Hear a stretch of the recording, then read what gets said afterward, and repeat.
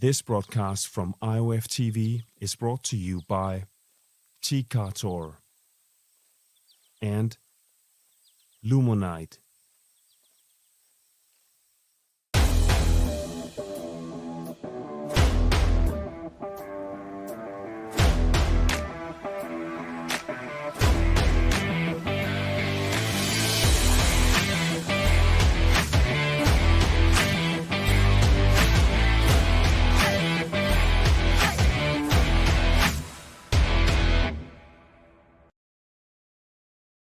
Rastia.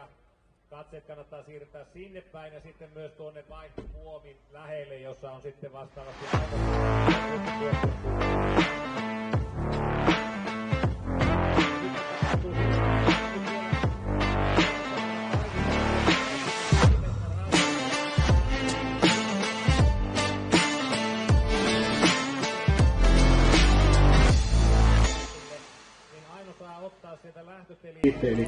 Sunnuntai-aamupäivä on valjennut huippukauniina täällä Kuopion Vehmersalmella.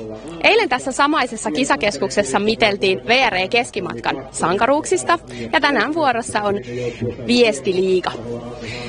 Mukana on todella paljon sekä kotimaisia että ulkomaisia huippusuunnistajia ja aivan pian näemmekin, miten Rytökylän maastosta sitten nämä huippusuunnistajat selviävät. Hänellä on karttarulla kädessä, hän ei ole vielä saanut avata sitä. Ja noin läptä.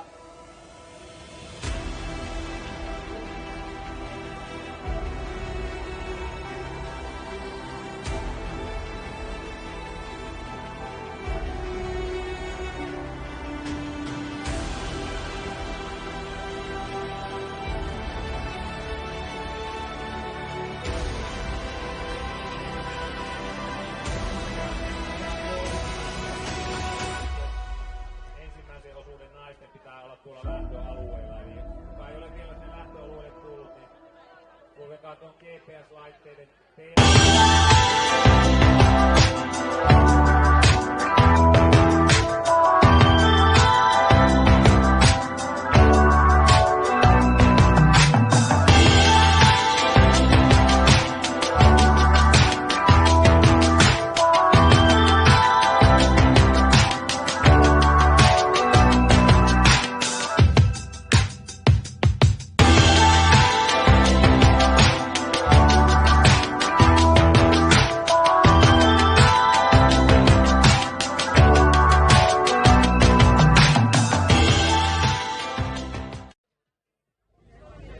No niin, tosiaan tässä alkaa Viestiliigan H-hetki meillä lähestyä. Päivän aikataulu on sellainen, että 11 tapahtuu naisten viestinlähtö ja naiset sitten tulevat maaliin noin 12.40 arvioitujen aikojen mukaan. Ja siinä hieman ennen heidän maaliin tuloaan, siinä 12.30 on sitten miesten lähdön vuoro ja maaliin tulo miesten joukkueella sitten kärjen osalta 14.15. Tämän päivän kisaan sitten, kun lähdetään miettimään Viestiliigaa, niin Timo Saarinen, Tampereen Pyrintö johtaa molempia, sekä miehiä että naisia. Onko heille mitään uhkaajia täällä? No kyllä tänään on uhkaajia molemmissa kilpailuissa. Naisissa Pyrintö on kovalla joukkueella liikkeellä, miehissä ei aivan ykköstiimi. Miehissä Helsingin suunnistajat Kalevan Rasti tulee haastamaan varmasti. On hieno nähdä Olli täällä mukana eilisen päivän voittajana. Ja sitten naisissa myös Kalevan Rasti, nyt kun täällä Savossa ollaan, niin Pohjois-Karjalan tiimit niin varmasti haastaa kyllä tamperelaiset aika vahvasti. Kuulostaa jännittävältä viestiltä. Miten Antti Harju, onko mielestäsi viivalla tosi kovia, onko seurat laittaneet ihan parhaita tänne liikkeelle? Osa joukkueista on ihan ykkösnyrkeillä liikkeellä, esimerkiksi Tampereen Pyrinnön naiset, Kalevan Rastin miehet, Ikaalisten nouseva miehet ja niin edelleen. Että joiltakin joukkueilta puuttuu niitä tosi kovia juoksijoita, mutta odotan silti aika tiukkaa Viestiliigan kilpailua niin miehissä kuin naisissa tänään. Joo, eilinen kertoi jo, että maasto on fyysisesti ja taidollisesti erittäin haastavaa ja tämä meitä sitten jännittää kohta kovasti. Lähdetään pian seuraamaan viestiä. Ensin ennen mainoksia saadaan kuulla, mitä Iktiisan meillä täällä vierailevat naiskolmikko on mieltä tulevasta kilpailusta.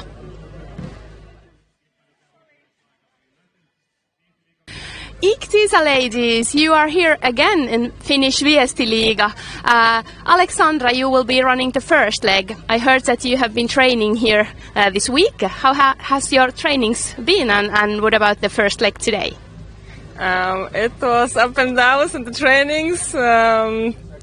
Still, I needed to figure out how to feel comfortable, like just running and moving in the terrain. Yeah, we had some must starts, intervals that went like so for me. So here I'm taking revenge on the first leg. So for sure I will like way more focused. Okay, let's see. It will be really interesting, certainly. Elsa, you were also here yesterday. What did you think about the race and the terrain? The terrain I really liked. It's a bit more pleasant than in the training camp, but yesterday I didn't really have my flow in the race, so today I'm looking for a stable race with a good flow and hopefully, just a stable race. That's what I'm. And then you will have on the last leg, Hanna. You already took one victory from this spring in Finspring. Is this now some kind of a rematch, or what do you think about today's competition? It was really a comfortable situation previous time because I had quite a big gap on the last leg. It can be anything this time, so yeah, we will see. I'm ready for chase as well. What do you think will be most important today in the race? Ooh, that's difficult questions. It's hard to say.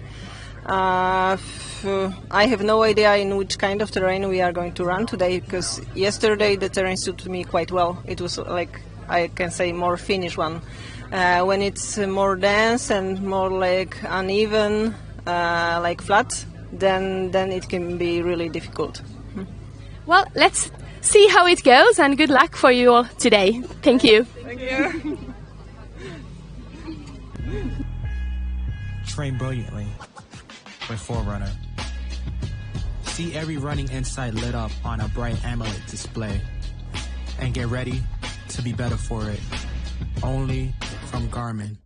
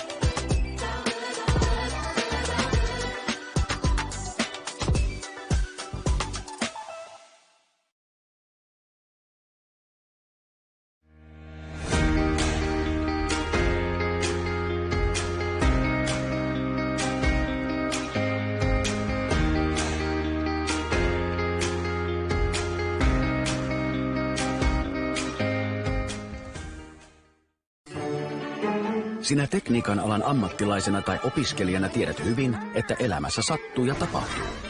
Välillä mukavia ja välillä vähän vähemmän mukavia. Onneksi Insinööriliitto on olemassa, jotta sinun ei tarvitse yksin puolustaa etujasi. Liiton jäsenyys on työelämän vakuutus. Se antaa sinulle oikeudellista turvaa ja tukea. Keskity huolettomammin omaan uraasi, verkostoidu ja muista pitää myös hauskaa. Lue lisää ilry.fi.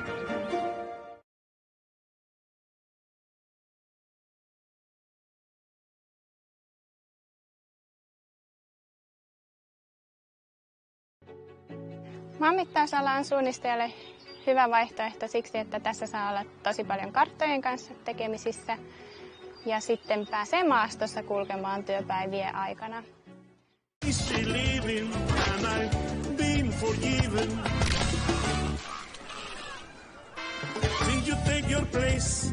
Mihin ikinä matkasi viekään, kaikki kyllä järjestyy. Pohjola-vakuutus. Kaikki, mitä pitää tietää metsästä. Milloin suoritetaan ensiharvennus? No ei ainakaan viimeisenä. Oikeaa tietoa tuottavasta metsän omistamisesta saat Suomen laajimmasta metsämediasta. MT Metsä.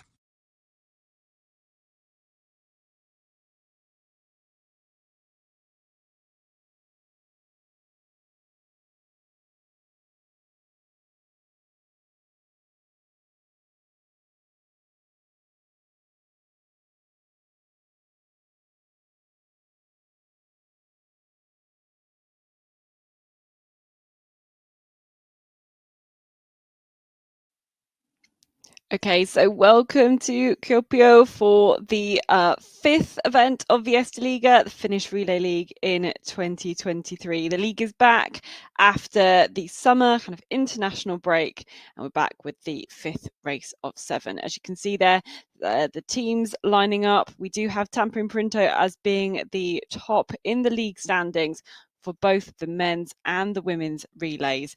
Will they be able to hold on to that today, with a lot of the international runners back on the scene after competing at the World Championships and the World Cup? It's going to be very, very interesting to see lots of teams back to full or nearly full strength. And we do have quite a few international runners running in this relay today.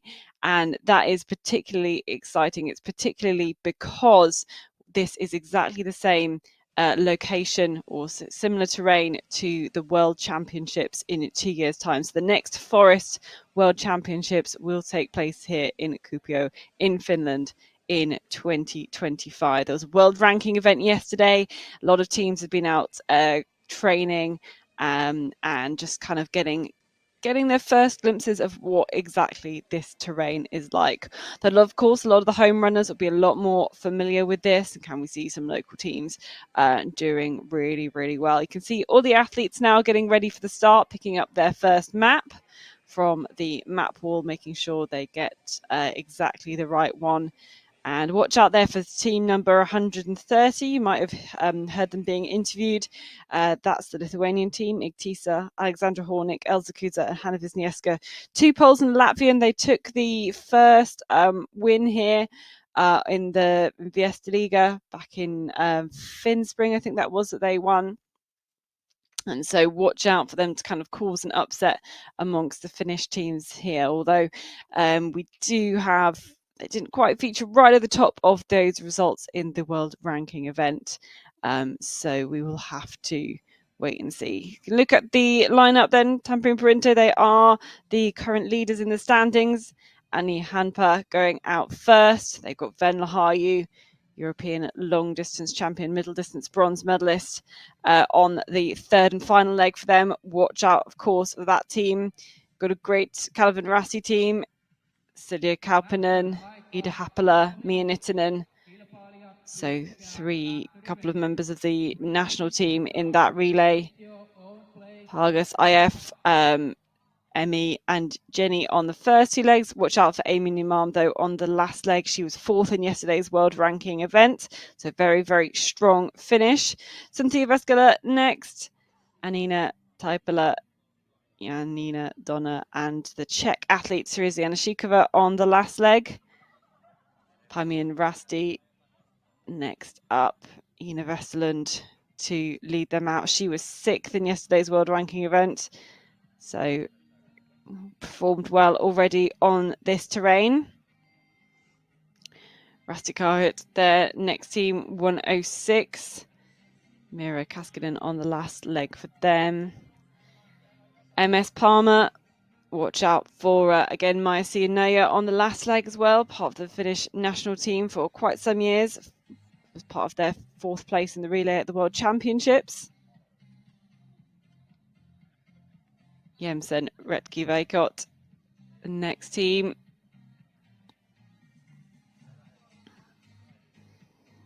SK Pointetti, Kirsinurmi to lead them out.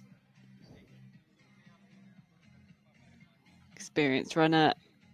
And we also have, taking up the first line, Espen Sunter, their first team. We do have 33 teams, in the mix today. And some of the clubs do have 3 teams competing. So we've got to watch out for which team is which. Watch out, 130 there on the back left. That light blue of Igtisa is one I think we are definitely going to want to watch out for. And we're only a minute or so until the start now. They get the chance to unfurl their maps and see the challenge that awaits them. It is about 4.3 kilometers for each leg of the women's relay.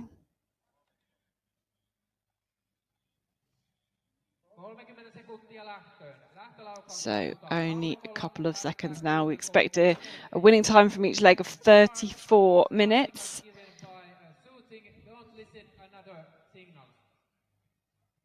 So over the next hour and a half, hour and 40 minutes, we're going to see who's going to come out to the top of this relay here in Kuopio on this special WOC 2025 terrain. So there they go, straight out into the terrain, running out of the field towards the start kite, which is just apart in the distance. All the exchanges, of course, can take place back here at the arena.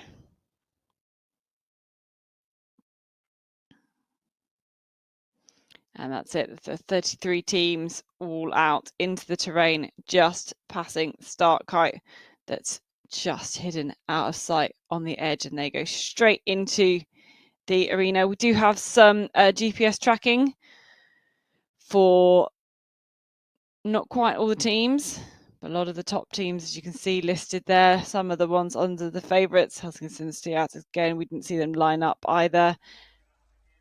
And those are the ones we'll be able to track, but we can look through the forest, see if we can catch the first runners out on the track.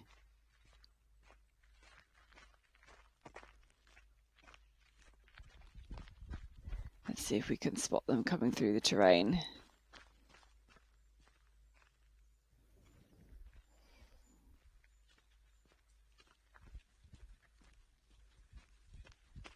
Here we go.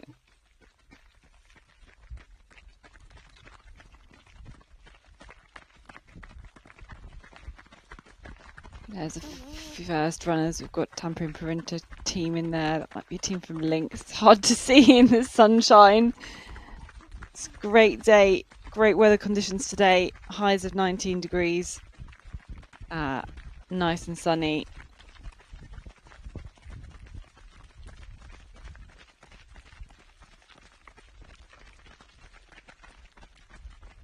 And it's always so interesting when you hear you're in the terrain with a relay like this and it's just so quiet. But one of the teams jumping in already. You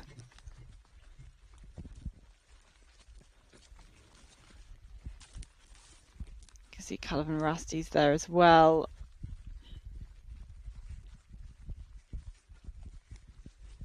And here we can get a little glimpse of the GPS tracking.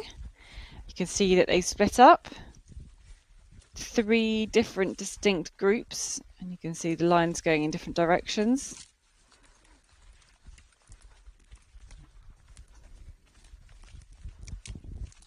So not all of the teams will have that A1 control.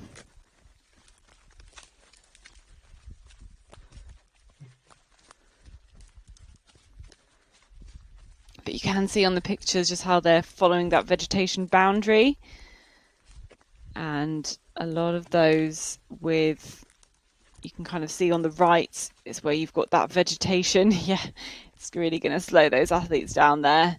They're making light work of this.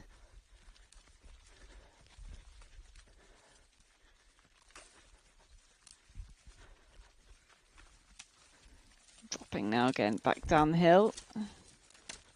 And yeah, you can see this green stripe is really slowing the athletes down. Trying to pick good routes through the brushings.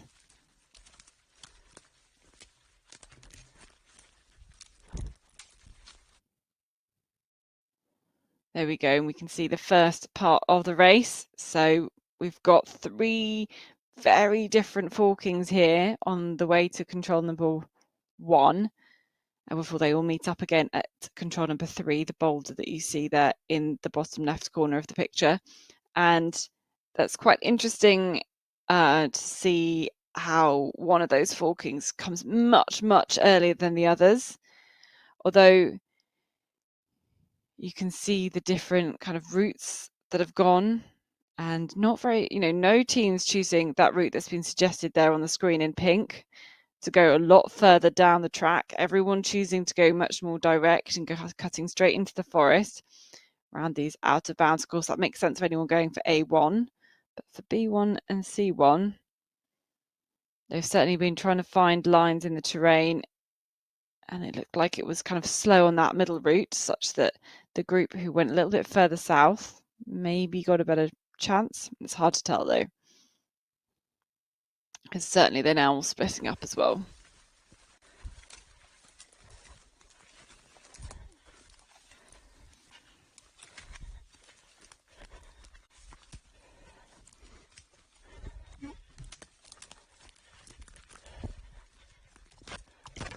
So behind Helsing and Sinisiat, that's Joanna Hulkonen.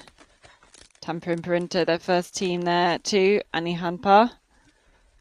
And in this open area as well, we've got the pylons overhead.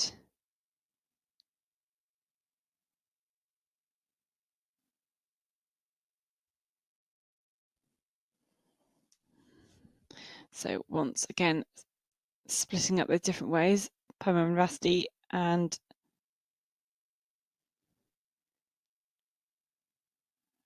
Pargas IF are so the only two sticking very close to that red line.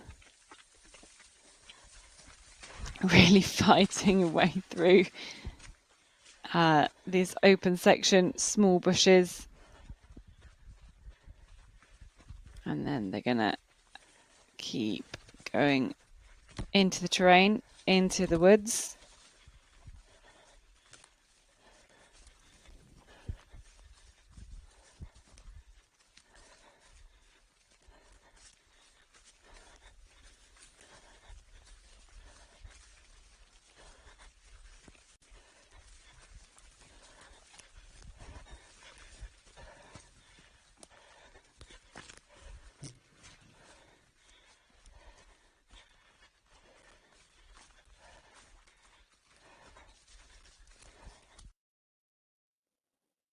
You could just see how the visibility lowers there, and now you can see how there's a group, how much they've actually split up. Yes, we were kind of with a big group with Calvin Rusty, with the whole group there that we were following with the running cam, but really there's a few athletes out in front and a whole field really also having split up as a result of the different route choices towards these first few controls. Pamo and Rusty looks to be the first to punch that C1 control. And it's Jemsen Retkivekot with the Venla Taulaviori first to B1. We don't quite have all of the teams tracked, just to remind you, but we do have the favourites tracked. All of those you can see in the list there. So there are a few more other teams out in the forest. Back behind Helsing and Sinisiat, Joanna Hulkonen. And she's on her way to B1.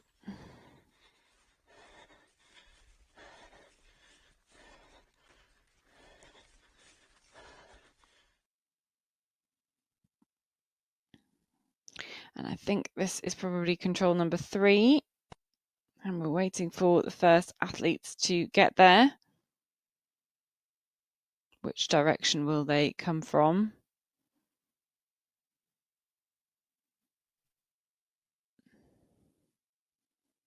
I think this is Jemsen Retkivekot. It is indeed Venla Taulavori. And we look over to the left because then we look for the kit of Pamo and Rusty, Ina Vesterlund. Just 13 seconds down.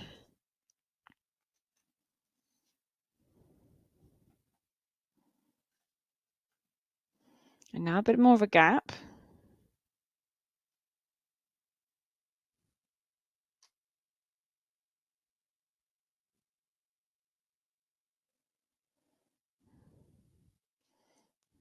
Getting up to a minute gap now.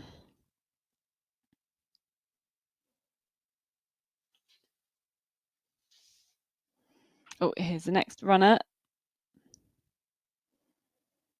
And there's a few more here in the picture all together. Maiju Oksanen, Liisa Raskela, Anni Hanpalazzo, Tampereen Perinta, Espen Sunter, and Kangasala SK all in there. About a minute down. Big gap already. This is Igtisa and Helsingin Sinistiat in the other order, but it's their second team. This is Calvin Rusty.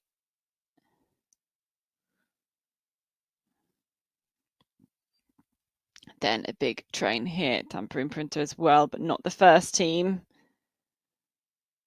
Another Calvin Rusty team, another Helsingin. There's the Helsingin Sinistiat first team, minute and a half down.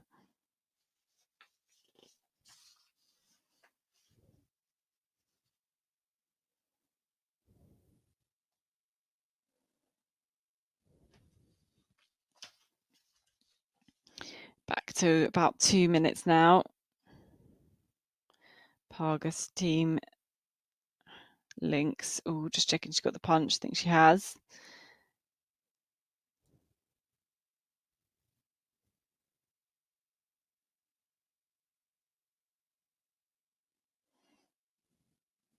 Now 22 teams through. Just over 2 minutes gone.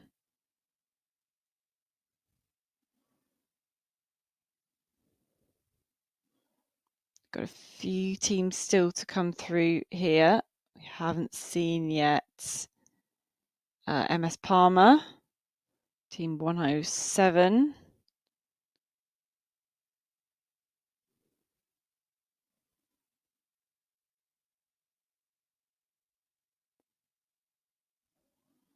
And now the gap is nearing 3 minutes.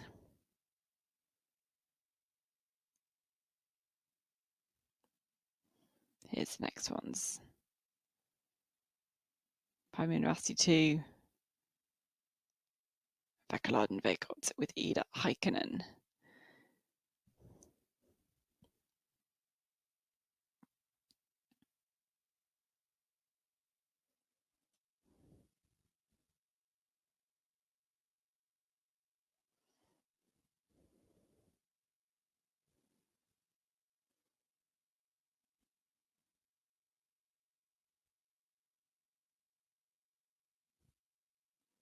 Small group of 2. We've nearly had all the teams through this point.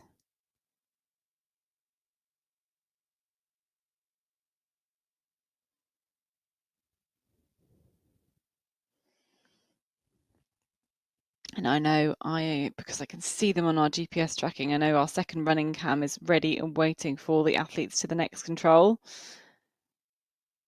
So we'll catch up with them soon. This looks like some of the final few teams through here.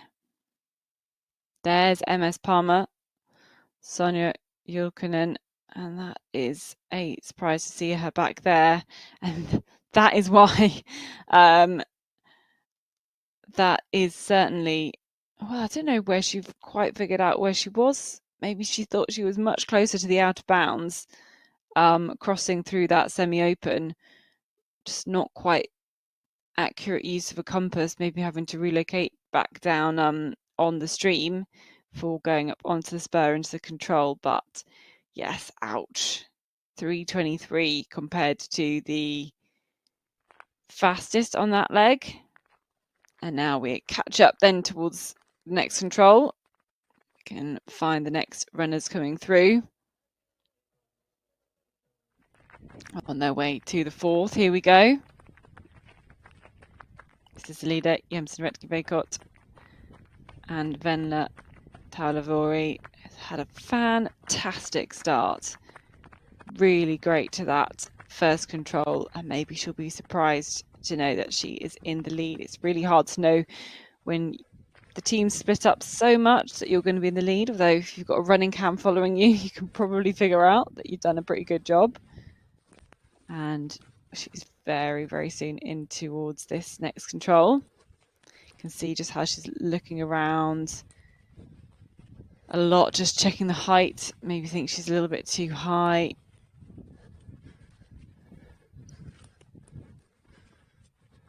Doing a pretty good job. Easy peasy. There's the control. And a gap back. to others behind her.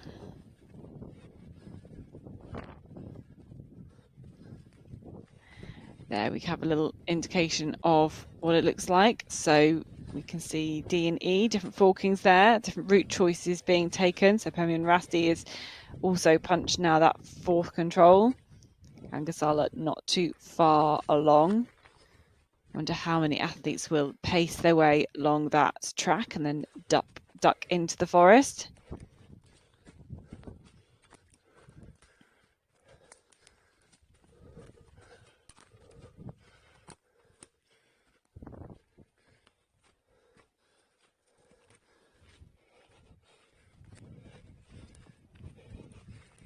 So Venla Talavuri will not punch that E control.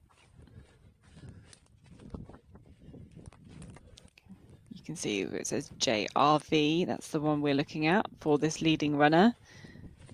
But because of the forkings, she's going to go straight onto the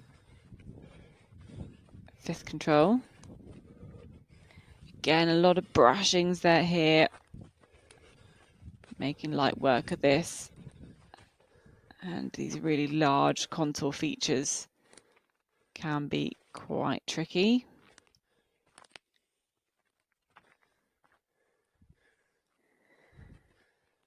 And let's wait and see if we can see the next runner. Here they go. This is Pami and Rasti, Ina Vesterlund. Tampere Printer moving up there. Good route choice to that control.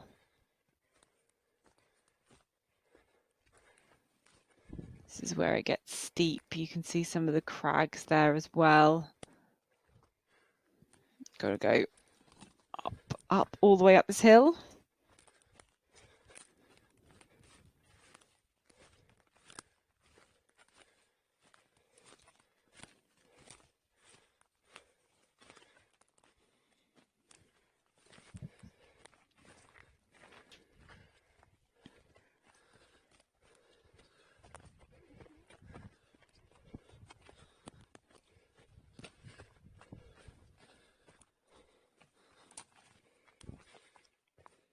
Now, of course, running gets a little bit better as the top of the hill flattens out. See another control in the corner there.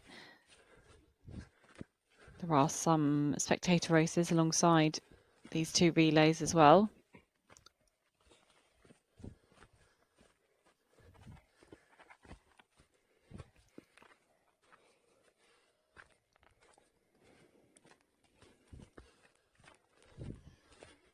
So we stick behind Ina Vesterlund in second place.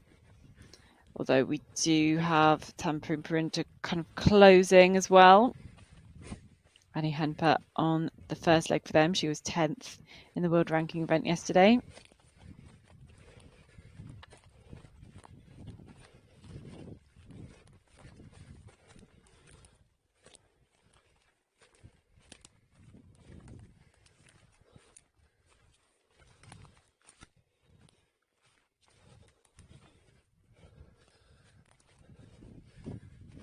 And now reaching the summit then of the hill, going all the way over, dropping down now to the other side.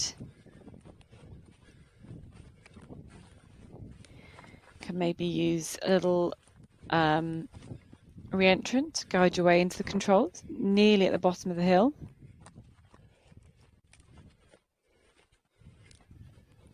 But you can see on that on the tracking there how TP Tampere Printer is closing this gap, I think.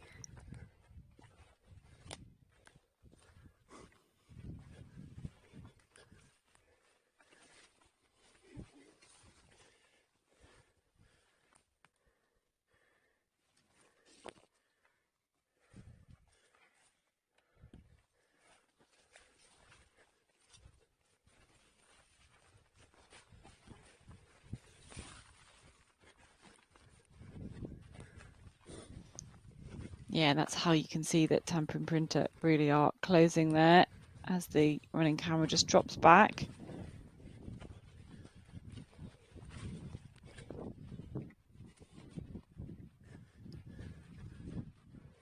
Now you've got to keep good direction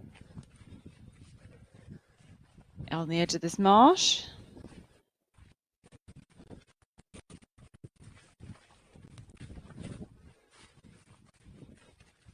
Then back up the hill. Here we go. Have a little bit more at the tracking and at some of the rest of the course. You can see Pami and Rusty, Tampere and Pinto basically neck and neck at the moment.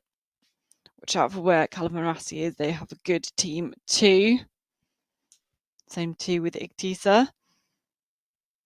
You can see where the leading team has gone a different way over this hill. I think the next two teams are going to want to minimise their climb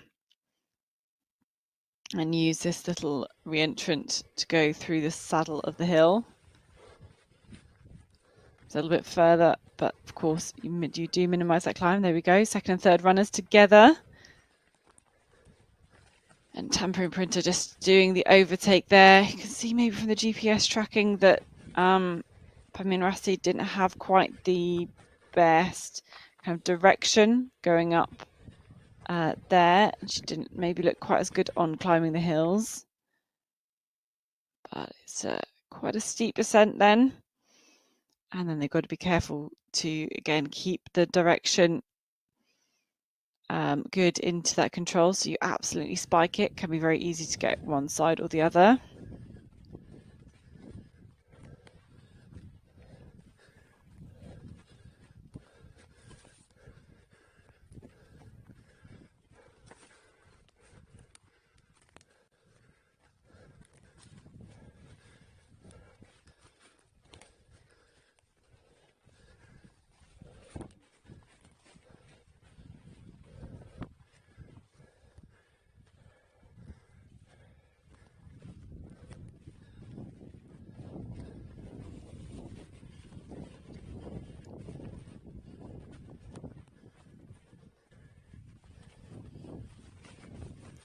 So they drop into this sixth control. You can see the leaders, Jensen Retkjavik, got already punched that control after 2.7 kilometers. That is just under 21 minutes of running. You can see that gap there is 48 seconds. So the lead of just under a minute, very, very impressive at the moment. And so since the last split, Tampere and Printo climbing from 5th to 2nd. Pemi and Rusty dropping from 2nd to 3rd. We've got Kangasala and Mayu Oksanen into 4th there. Escapo and Tati Kirsti Nurmi, they're into 5th. This is Calvin Rusty, Silja Kaupanen, climbing from 8th to 6th place at this point. We've also got Rusty Usit there, Jenny Patana. We've got Cynthia Veskala in there as well. Here's Igtisa and the Polish runner Alexandra Hornick dropped slightly there from 7th to 9th.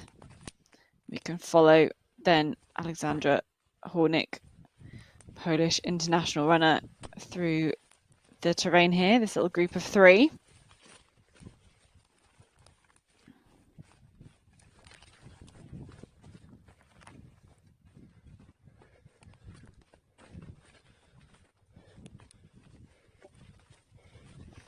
Again, jumping through these brushings. Got quite big contour shapes to interpret as well. And that's how they look going towards the 7th control. Leading team just about having punched that one.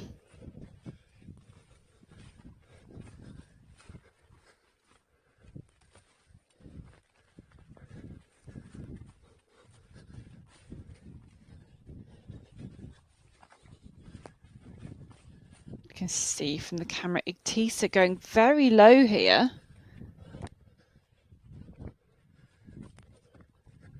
Dropping, looks like below that line of crags, which seems a bit extreme.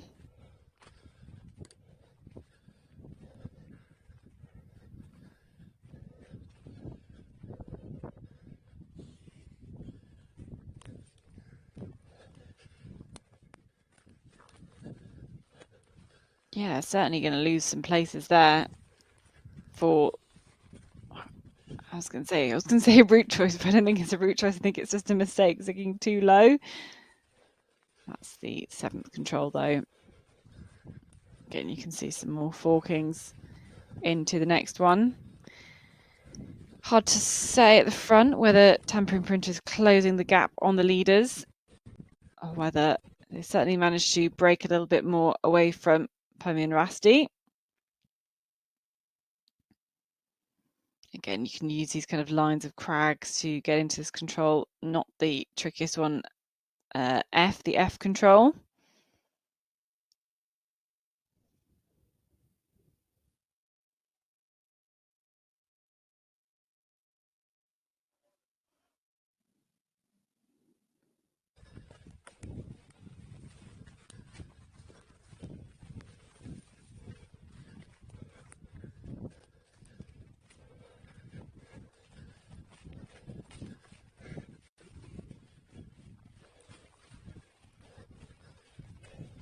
Can see the teams dropping down into the valley, the marsh at the bottom.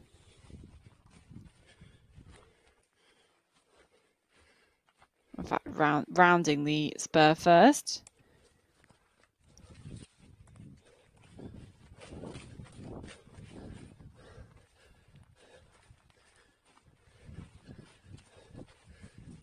Behind Patana, Rusty Usit, I think there. Going round the crag.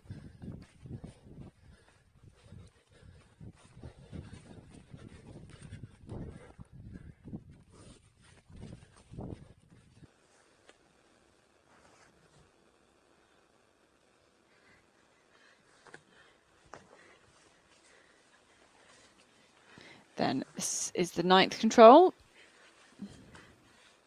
Here's the leaders. Venla Taulavori still in the lead after great route to number 1.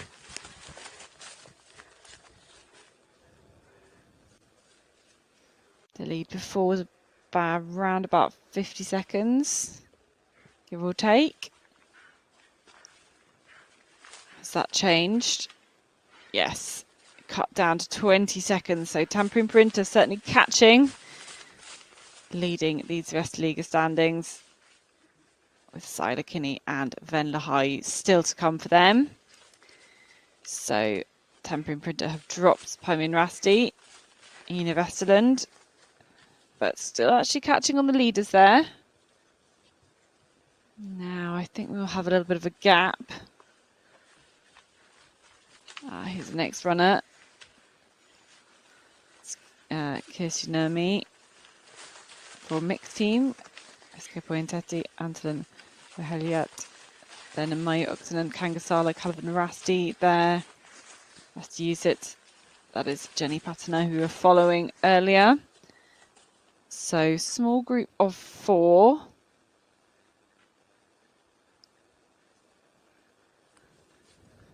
Now we have the next runner. Sinti Jyväskylä, Anina Taipala. And I think we did have a Tisa kind of in this group, but dropping back slightly here. Alexandra Hornick still into the 9th place that she was at the previous split time, but certainly losing a bit of time there with the route below the crags. Team 106 are next. Ratikout, Sivi Hetala, and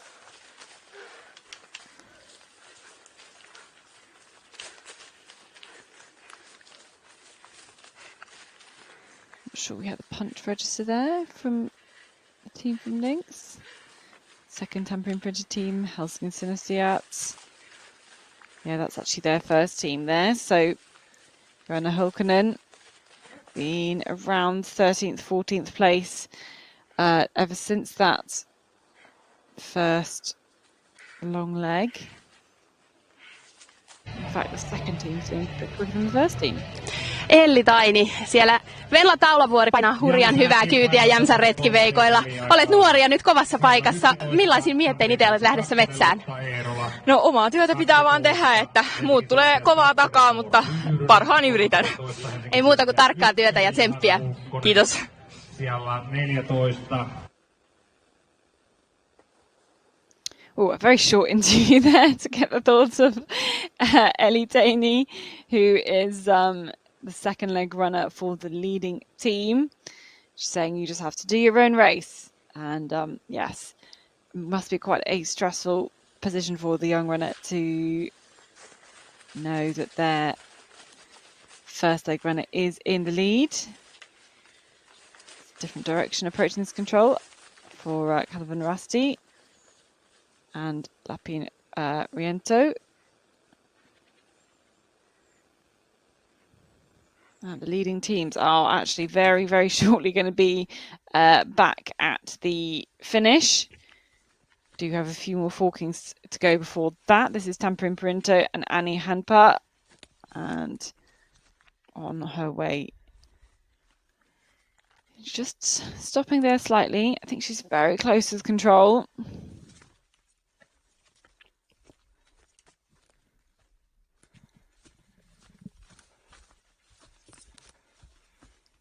See these boulders here.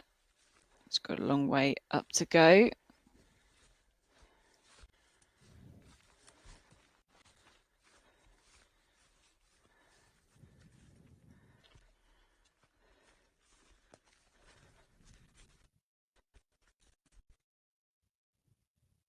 And there you can see those last forkings, which really for me do not seem at all equal, but maybe that's not the point. So because we have two different options, it'll be after the first couple of runners come through there, we'll be able to kind of equal that out. But I think Tamperin Perinto is certainly going to lose a lot of ground from having to go all the way pretty much to the top of that hill and take those two controls, especially compared to just the one control for all those who have the D option.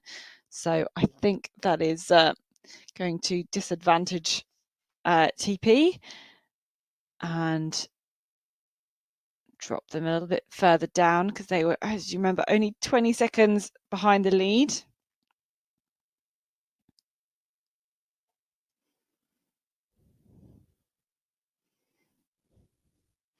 But you can see just how close they are then to the finish. We'll see them very soon. Here is Tamperin Perinto running along the top of the hill. Still got the second E control to go. Or in fact, maybe coming down towards the finish now. Let's have a look at the finish then, because we've got the leaders here in towards the finish after the first leg.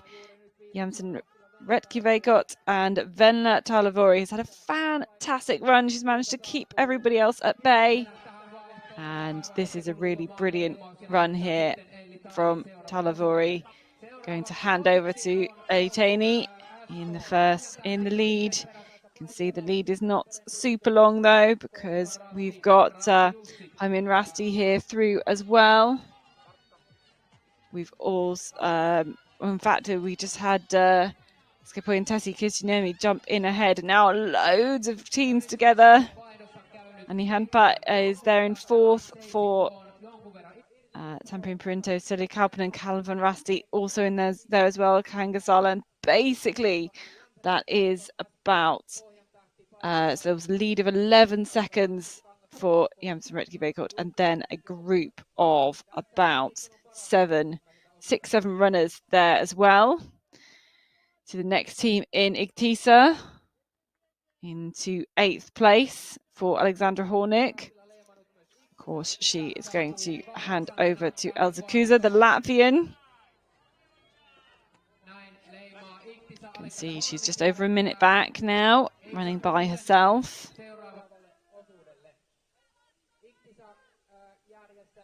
We've got more teams soon into the finish as well.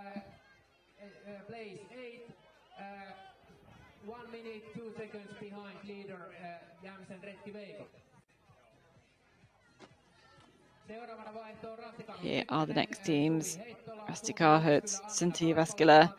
Second team from Tamperin Perinto. I think we have links on the way. Yep, there's Lucilla Tast. Still no Helsingin Synestia teams in. I think they're on the way next. Both teams having dropped throughout this. There they are. I think they're actually racing each other there. Two Helsingin Synestia teams coming through together. Equal 13th place. That is some good fighting for the line there. And the two runners set off together. So Milla Mattila on second leg for the first team. Eveli Karsaku, the Estonian international, is in on the third leg for them. This is Kalevan Rasti. This is actually their third team. Hanna Mononen. Going to be, we are now 2.5 minutes down.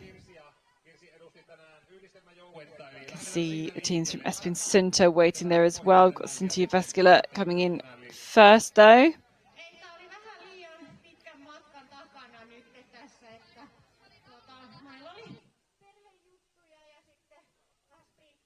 And 17 teams now changed over within 3 minutes. Very exciting. There's a big group kind of between 1 to 7.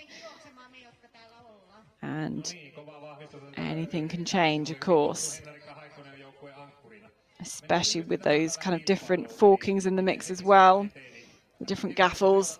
That's certainly going to change things up.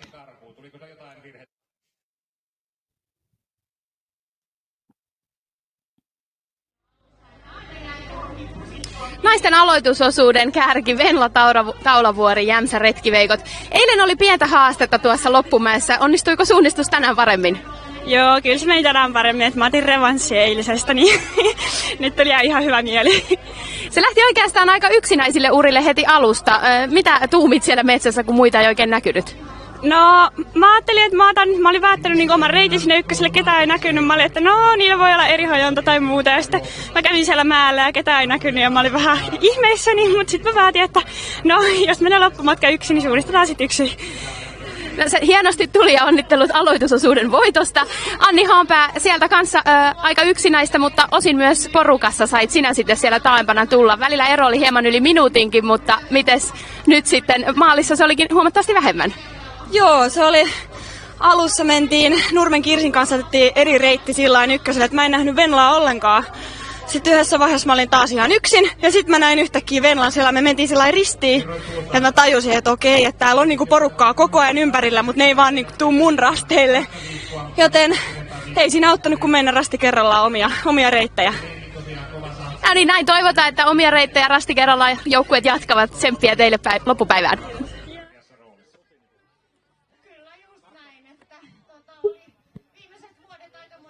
So great to hear from both of those runners in the lead and in fourth place then. Hopefully the subtitles doing the work of the translation pretty well. But yeah, I did wonder if that leading team and if Venla Talavori would know that she was in the lead at all. She just managed to find herself right there with basically nobody around her for most of that course. And when you can't see the other runners, you don't know how fast you're running, you've just kind of got to trust yourself and go for it and trust in your route choice. That was really very exciting to see. So we've got some more of the teams just getting ready. A lot of the athletes getting ready for the men's relay, which is coming up in just under 2 hours. Sorry, just under an hour. Getting my time zones all mixed up. And we've still got some of the second leg women's teams getting ready to go.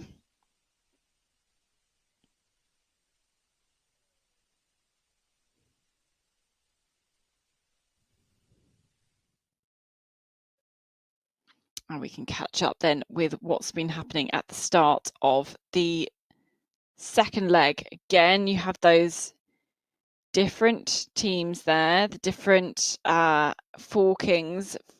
One very kind of a medium length leg, and the other's all quite a long leg to get there. And it'd be really interesting to see if anybody runs for a long while on that path. No, nobody does. Could go all the way up until kind of that out of bounds if you wanted to. But then there is quite a lot of green to have to go through. It's only light green.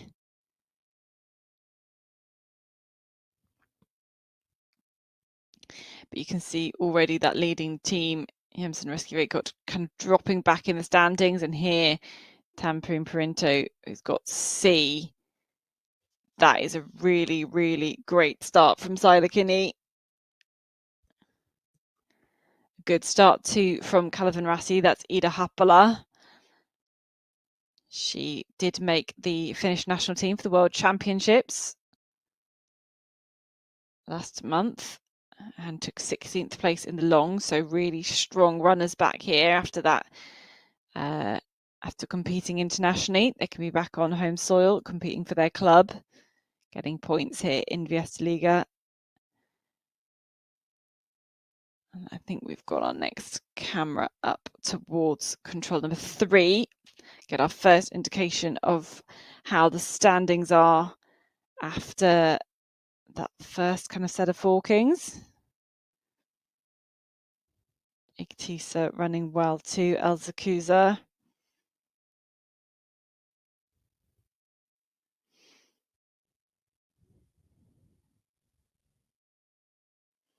But Sailakinney, having come through kind of in a bit of a pack with everybody else at the changeover, to have that much of a gap already, that's a very, very aggressive start.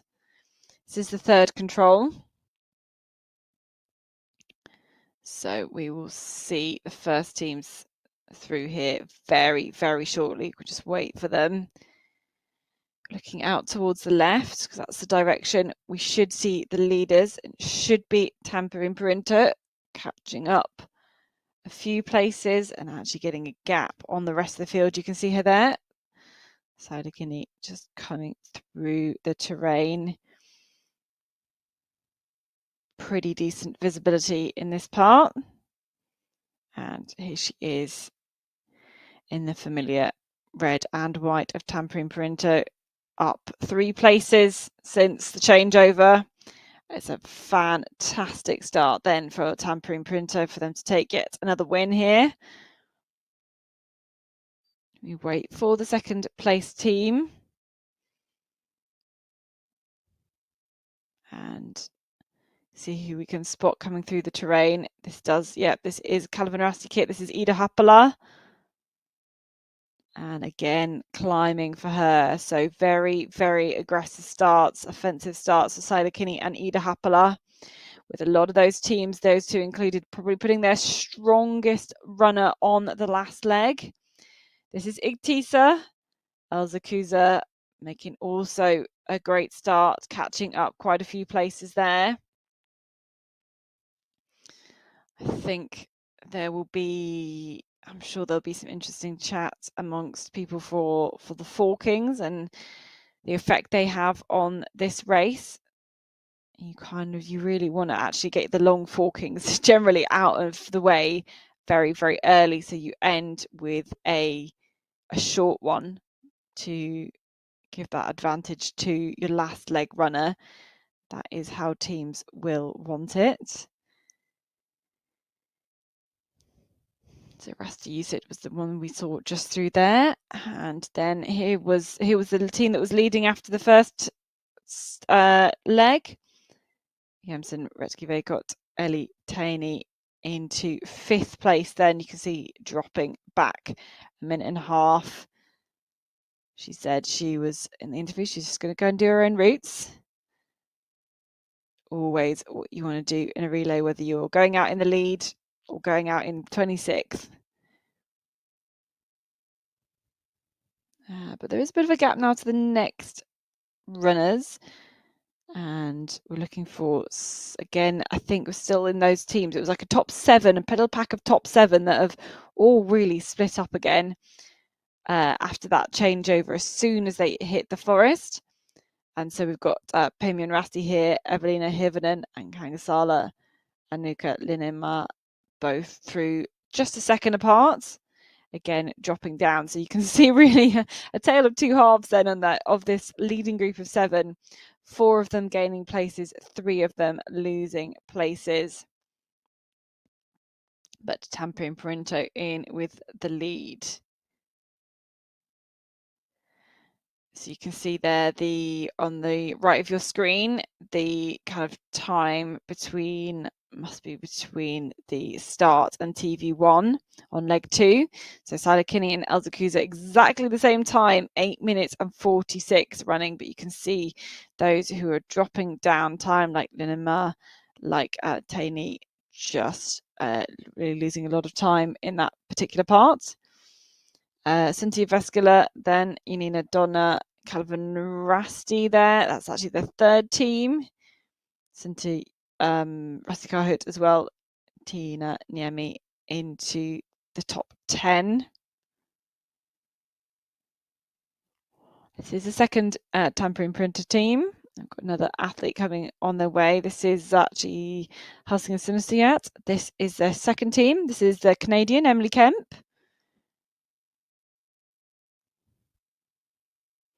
Climbing a place, having got the better of her teammate, Milla Mattila, who still hasn't made it to this point.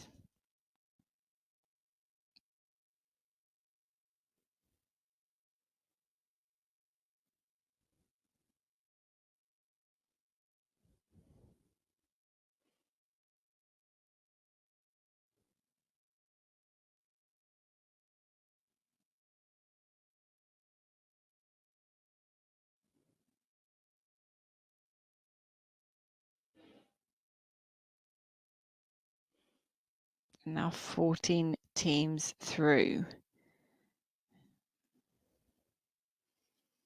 Just looking back to see who we can see next.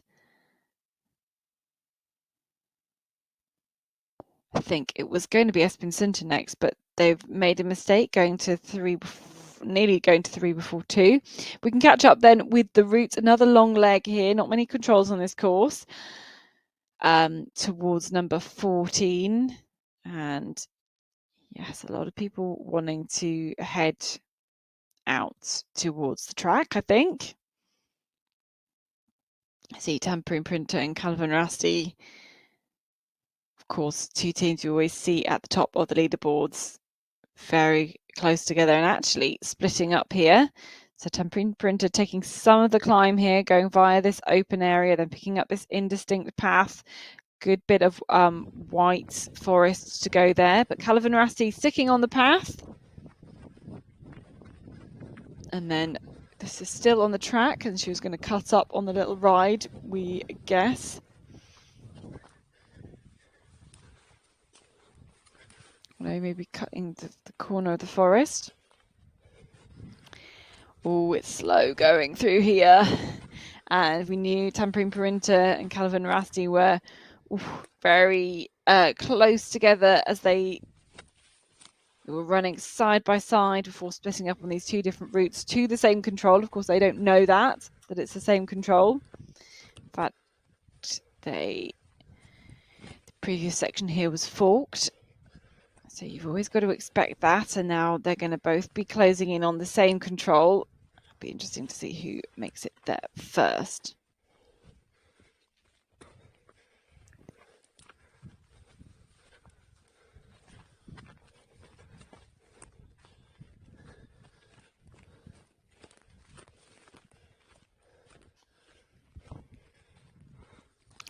So behind Ida Happala now of Calvin Rasti, climbing up towards the 4th control.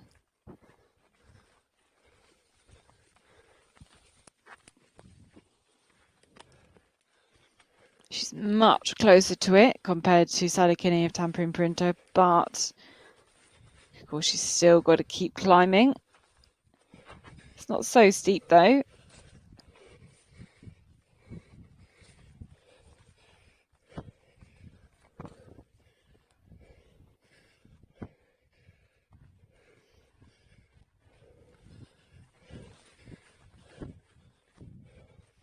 See Tampere and Parinto heading on that ride rather than I was expecting more to kind of cut straighter through the forest.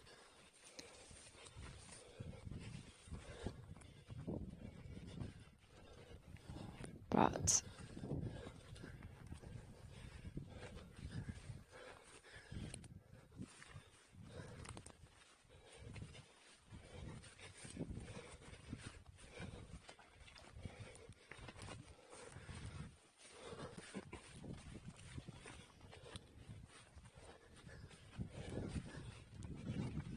has she overshot it? Has she actually got this control?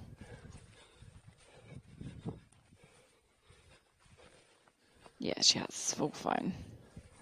And out to the next one. Back up the slope.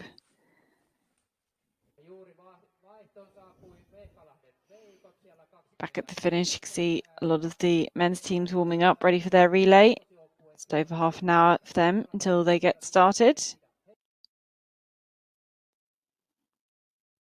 They're, of course, able to watch all their teams, all their teammates competing beforehand.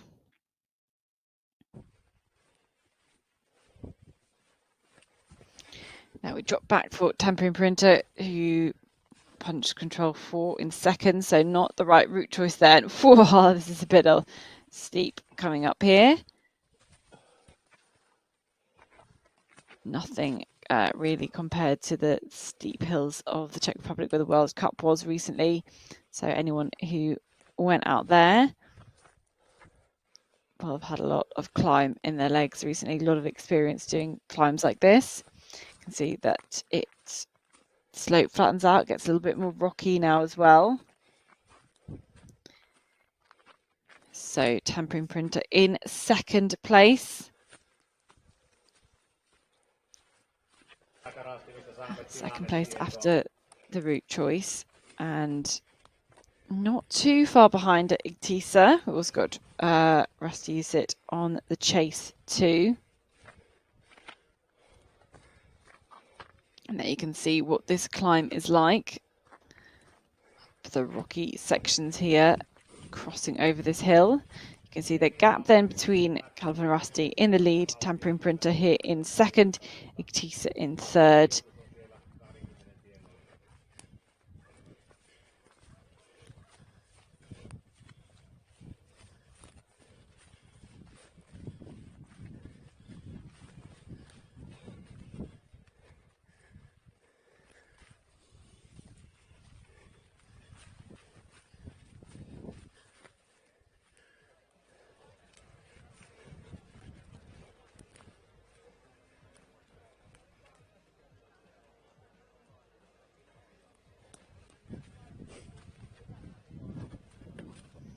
There we go, safely into the control, dropping back down the hill again. You can see the marsh on the right.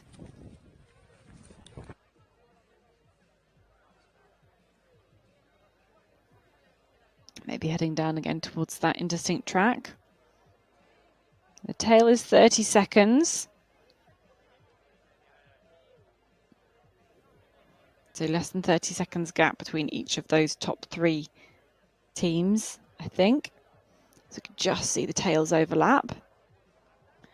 Ooh, mistake there, back there for, if you look for Kangasala and Pamian Rasti. Both of them too far to the left, heading across control 4.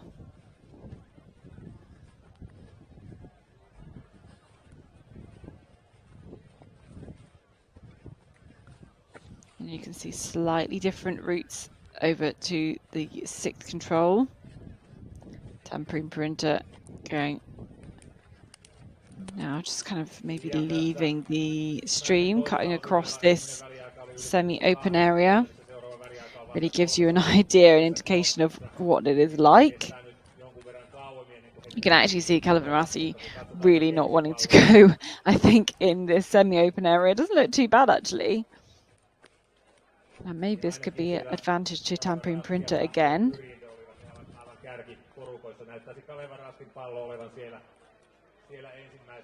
So we let Tampering Printer just go ahead a bit more. And I wonder if we're going to drop back, catch up with Igtisa. So Katherine Rassi's staying high on this one. Tampere Printer now on a good line just to keep at that height. This is Iktisa. Elsa Kuza climbing through all these brushings, these felled trees on this semi-open area.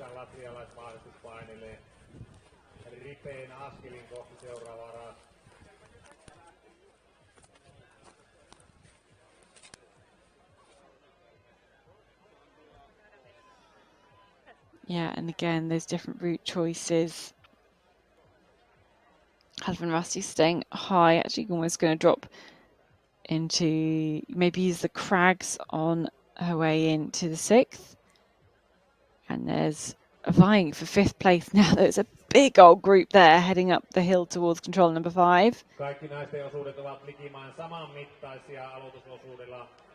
Rastikart leading that one.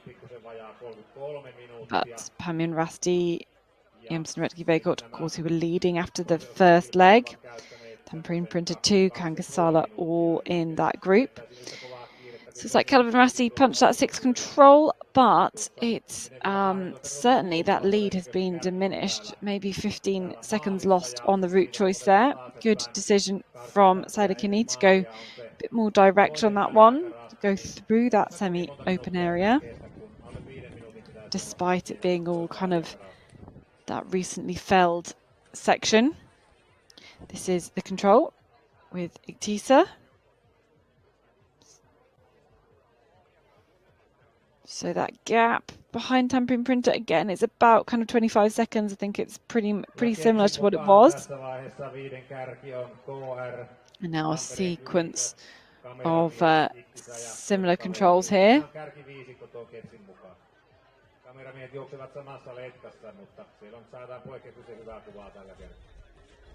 We can be back behind Tampere Printer here. Great coverage courtesy of our running camera operators. They're really putting in the work here. Means we can see so much of these athletes out in the forest.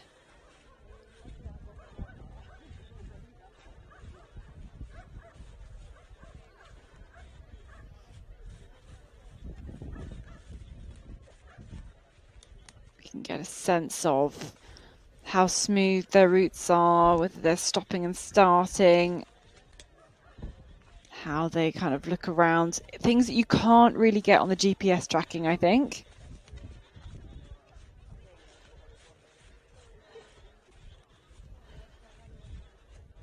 Ja ainakin näiden kepsipallojen mukaan jäi Rasti Jussi.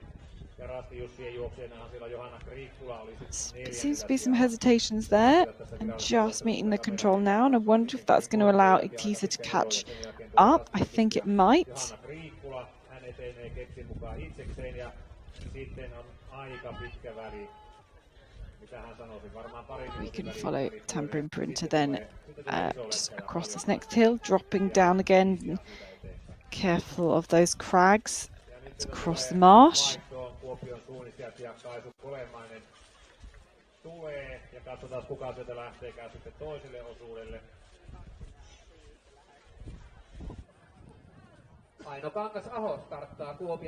So we drop back. This is let's use it, I think. Ja se vaihto meni erittäin sujuvasti. He olivat harjoitelleet sitä tuossa demossa jo kello 10.45 ja sen näki, että meni erittäin sujuva vaihto oli näillä Kuosun nuorilla naisilla. So if we're looking at the leading groups, Iktisa actually catching up Tampere Printer now. Elsa Kuza having a fantastic run here. I think there was some hesitations from Tampere Printer into the 7th control that allowed them to close that gap. We kind of saw a few of them on camera.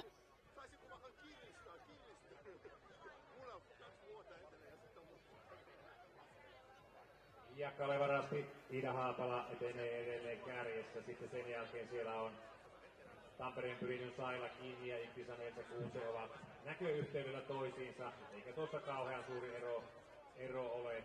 Olisiko puolisen minuuttia tai mitä mahtaa olla katsoa ero tuohon kärkeen. Eli Kalevarastin Iida Haapala.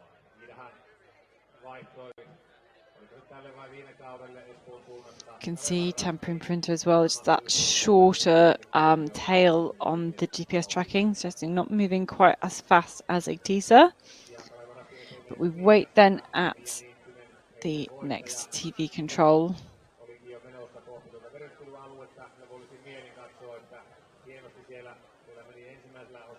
for the leading teams. This 9th control.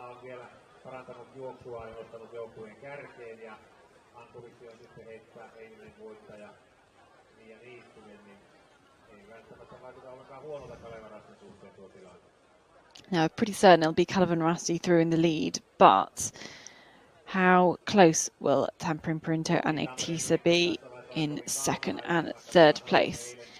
Here's Calvin Rusty, here's Ida Happala dropping into the control, just jumping down there, keeping good control here. As you can see, climbing up 5 places, seconds tick by.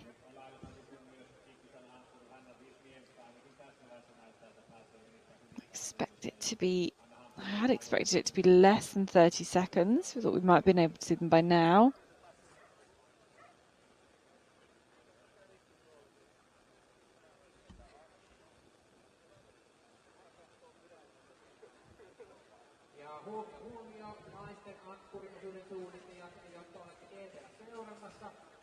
Oh, I think we can hear something. Here we go. Here's Tampering Printer. And Sila Kinney hopping in from a different direction than I expected, and a bigger gap as well. No sign of Igtisa so far.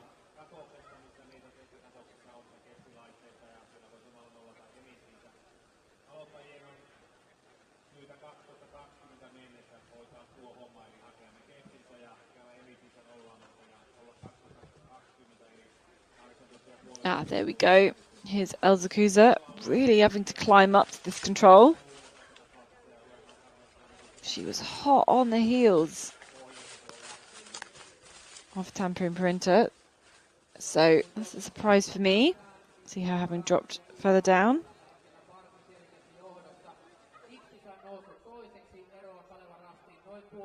Let's have a recap then, because this was quite an interesting couple of controls.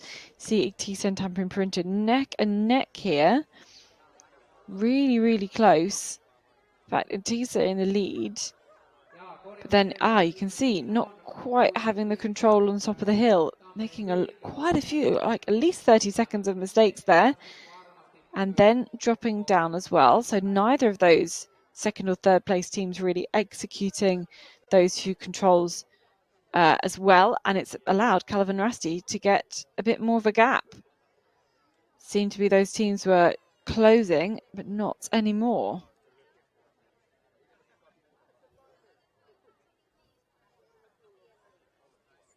You can see behind we've still got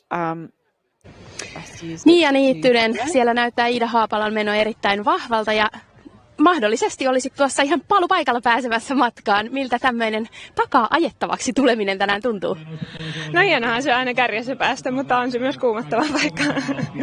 Mitä sä odotat? Siellä on eiliseltä hienot kokemukset tuolta, niin mihin uskot, että tänään viesti ratkee? No, eilen taisi olla ihan suunnistuskisa, niin lähdetään tekemään hyvää suunnistussuoritusta tänäänkin. Se on sulla vahvuus. Tsemppiä kovasti. Kiitos. Apologies, you could get the translation on that, but that was Mia Nittinen, who's going to be a 3rd leg runner for Calvin Rusty, currently in the lead. You can see there is her teammate Ida Happala still in the lead. Ven Lahaju, you can see there, she's going to go out for Tampering Printer, and we have the 3rd leg runner from Igtisa ready to go as well. That is Hanna Wisniewska from Poland. Oh, but just stopping here. A few moments, just getting the direction completely right. This is Calvin Rusty here up, and this is maybe now where we see these the difference of this forking maybe starting to equal out, because I expect Calvin Rusty to take a little bit longer on this compared to Tampering Printer, who's certainly dropping down. So it's going to be very, very interesting to see how these two teams, or even these three teams, with Tisa in the picture as well, match up by the time the third leg starts. But Mia Nittinen, who is the third leg runner for Katherine Rasti, she actually won that world ranking event yesterday.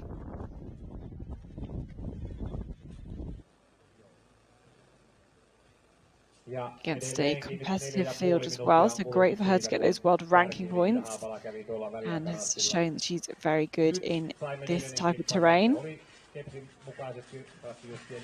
So let's use it here. Team 118 with Johanna Krikkola alone for a long way in this forest, but maintaining that fourth position. And we are still here with Katherine Rasti.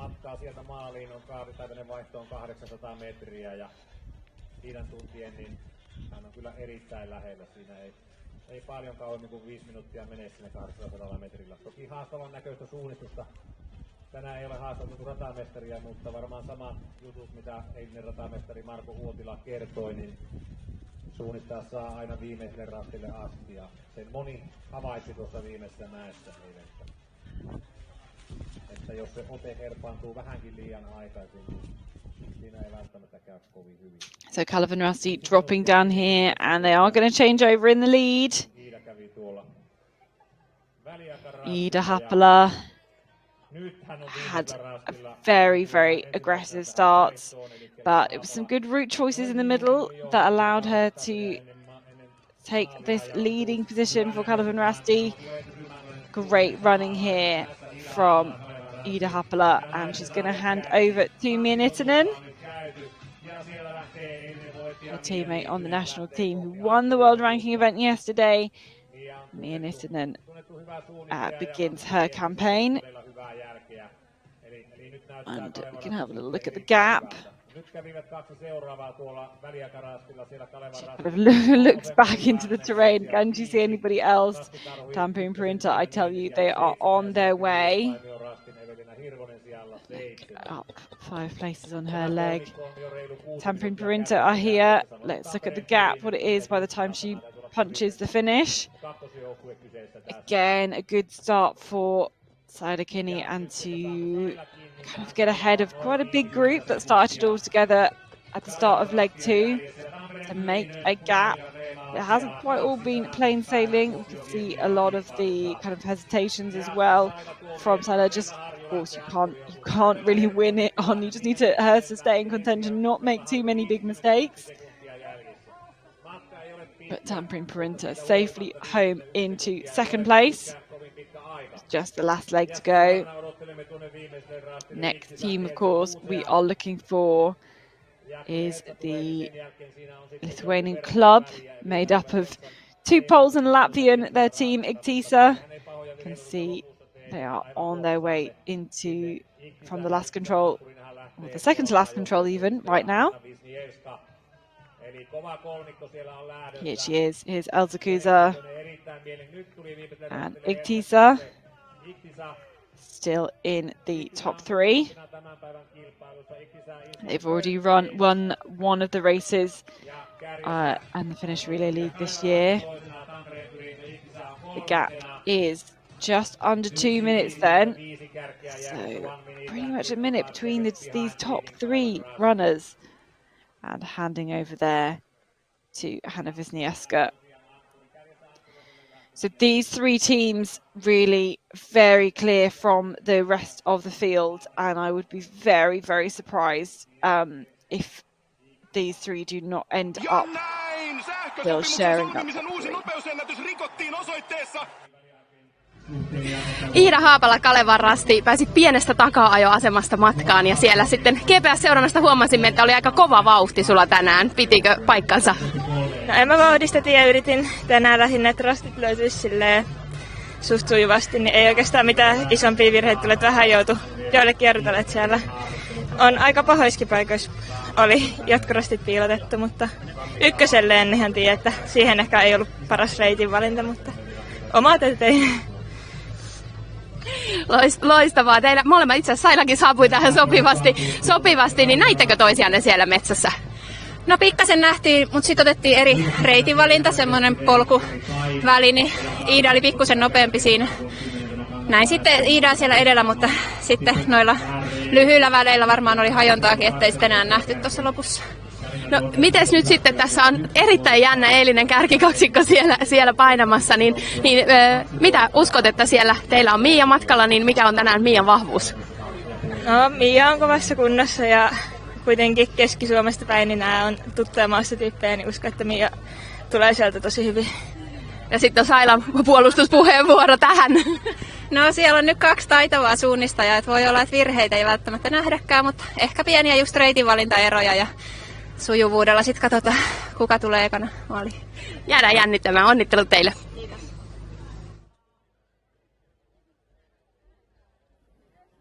So the top 2 teams there, and as was referenced, it is now the top 2 runners from the world ranking event yesterday who are now contending for the win here in this relay. Mia Nittinen won that world ranking event today, running for Kalevan Venla Harju, second place in that world ranking event for Tampere Perinter. Of course, Venla Harju, super experienced runner, European long champion, middle bronze medalist currently. Those from those very fantastic races in Estonia that we had last summer. Elsa Kuuse, this was really interesting leg. Now you're on 3rd place with Iktisa, looking really exciting. What about the last leg? What are your thoughts? Oh, well, I think Hanna can do her job, and yeah, I believe her. Like, we're a really good, really strong team, and we support each other, and I think she can do it. How was your own race? My race was good, better than yesterday, and I'm not sure about some route choices, but I guess not too bad. It looks really good. Let's hope for the best. Yeah. Congratulations. Thank you, thank you.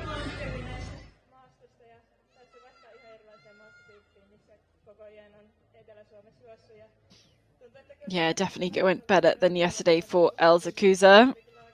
It was a 19th for her in that world ranking event, but definitely surpassing herself this time. We have the 4th place team in here now. This is Ratiusit and this is Joanna Curricula.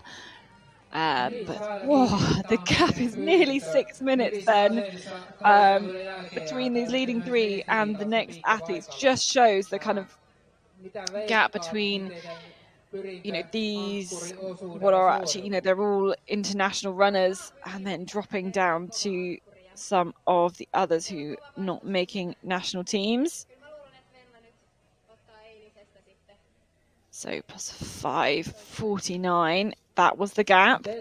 And I do think we maybe soon will see, there was a big group, wasn't there, that had all come in together. Well, the news is they've split back up again because different mistakes going out there in the terrain. So we do have quite a few teams who are going to make it back to this arena really shortly, contesting for some of the minor places. It's still all points at play though, for this relay league, and obviously competitions between some of the clubs, even between some of the teams. We've got 2 Helsingin Synestia teams out there who will, or if the second team take the scalp, they will definitely have all the bragging rights.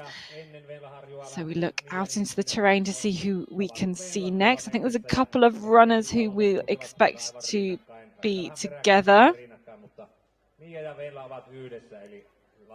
This is Paimien Rasti with Evelina Hirvonen. Managed just to get the better of some of the others. In fact, climbing up from 7th at the previous split up to 5th now. So really good run at the end here for Evelina Hirvonen. Of course, we do have some of those forkings at play, seeing those runners up towards the end. Next up, Paimien Raskahut with Tina Niemi.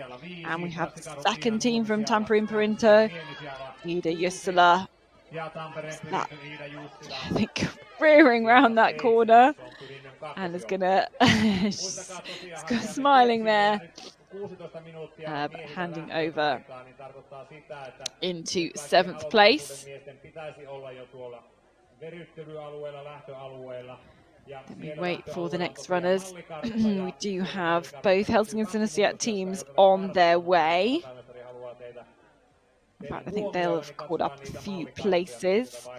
Have the Calvin Rasti team, I don't think they're tracked. They're also on their way too, surely.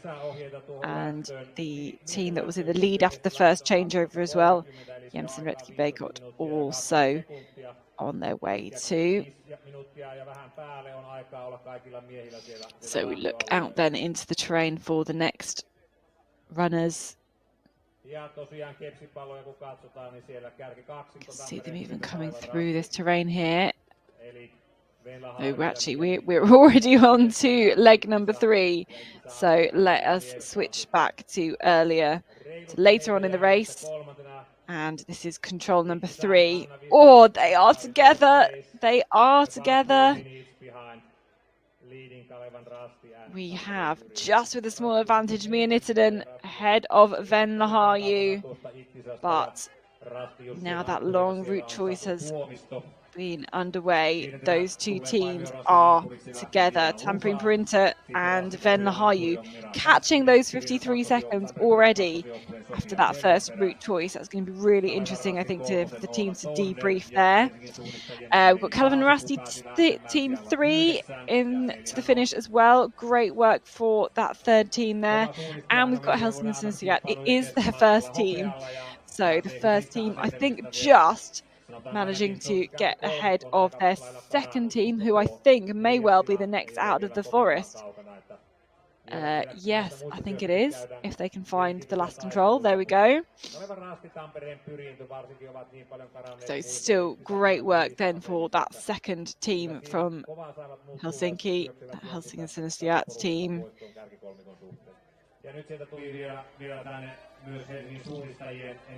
And now more than 10 minutes.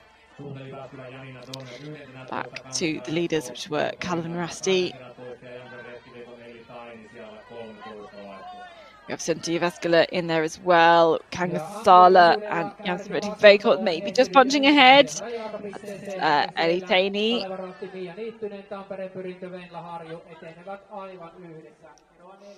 That was the team that handed over in the lead after the first leg.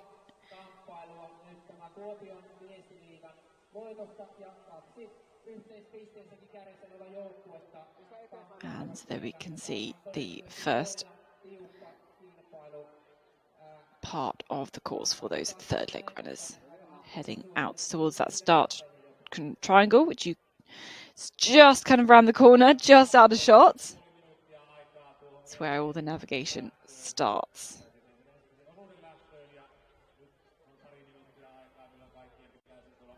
So let's recap then what has been going on the first part of this third leg. Very exciting to see. So Calvin Rasti had a gap there first. And in fact, they've got different controls here. We're very interesting to see Calvin Rasti going that way for the C control. Tisa choosing to go along the track. And you could almost see, you can almost feel that maybe Venla Harju had just locked eyes on the back of Mia Nittinen there. Now they are together. They've both got to go to this little boulder here. Or you can just see how that running speed of Venla Harju, now she's just locked eyes on the back of Mia Nittinen. And when the visibility is good, it is really possible for that second place runner to close the gap, to attack quite offensively. But Venla Harju is such an experienced relay runner. Well, both of them are really. So they'll know well how to pace this one. Oof, not good for Igtisa. Dropping more than a minute compared to the leaders.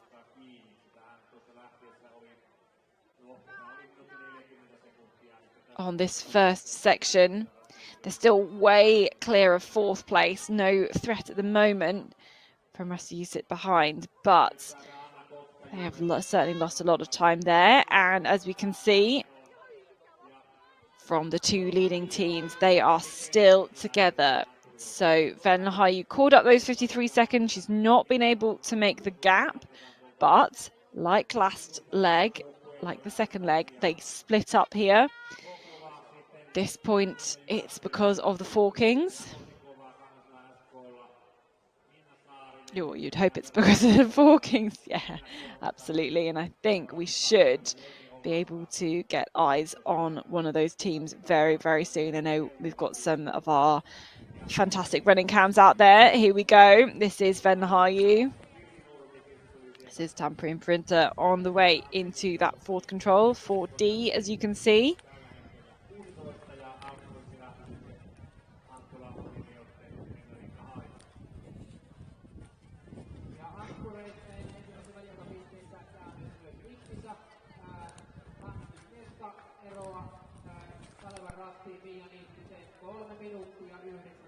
There's a control, no problems at all. And for runners like Venla, like a lot of the top teams, I think most of the pressure now is off from this season.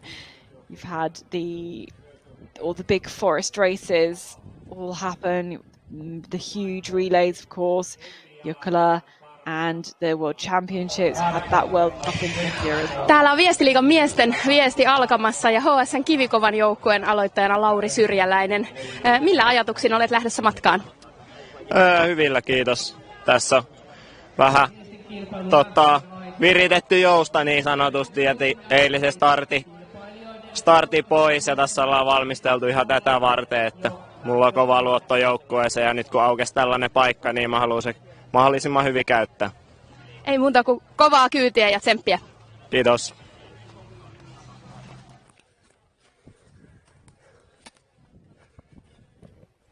Starting to look ahead to the men's relay. That starts in 10 minutes time, 9 minutes time even, and we can go back then to the women's teams and the two different forkings here on this last leg of this relay. Looking back here now. Oh, yes. I wondered if that was going to happen. She's got to the wrong control first. She's got to 3 before 2. That is really not what you want to see here, especially when Satu Tuomisto knows there are other teams on the chase as well. So a mistake there. And actually, thank goodness she checked her control descriptions, because 2 and 3 are both on boulders. They're both on like quite a flat spur. So it's really easy to accidentally get the wrong one. Of course, you then realise because you wouldn't be able to find the next control. But very, very essential checking of control descriptions there. And I think another team's about... Are they about to make the same mistake? Yes, I think, because they've not come from B. So they're about to make exactly the same mistake. And that is... a shame there. I think that's Rusty Code about to make exactly the same mistake. But we can go back towards the start of the race. Again, Tampere Perinto following Venla up this slope. On different lines, of course, because they had those different forkings at control number 4. Caleb and Rusty going through some of the green, but taking a good line here.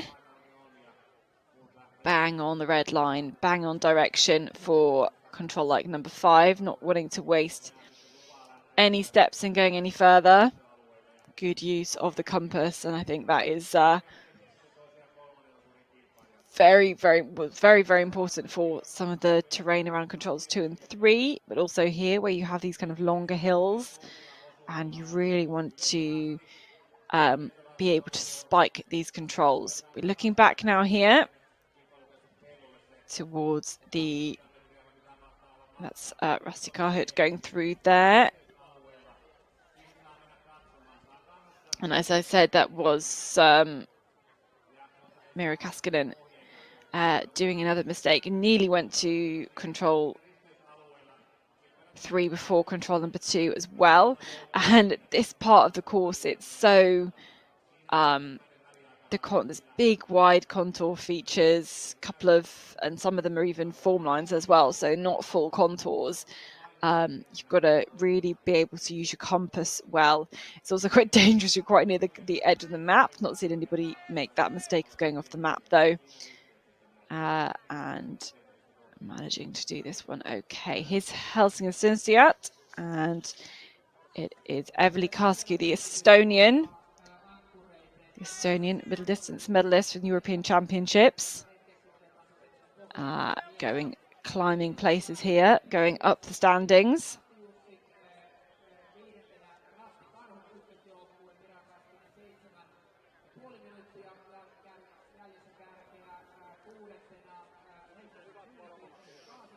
Viestiliiga from Rasti down a bit there. And we've got a couple more runners still to come here. Tampere Printo, this is the second team. Sofia Pelampera. And next up, I think, to that point should be Teresa Janashikova from Sunti Jyväskylä. She's been studying, I think, Erasmus, actually, in Finland. I know she absolutely loves running here. She loves competing for her club. She loves the lifestyle in Finland. And I think always loves the chance to get back there.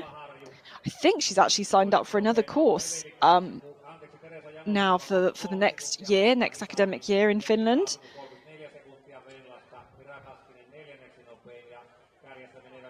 And we can look at the start list then for the men's race.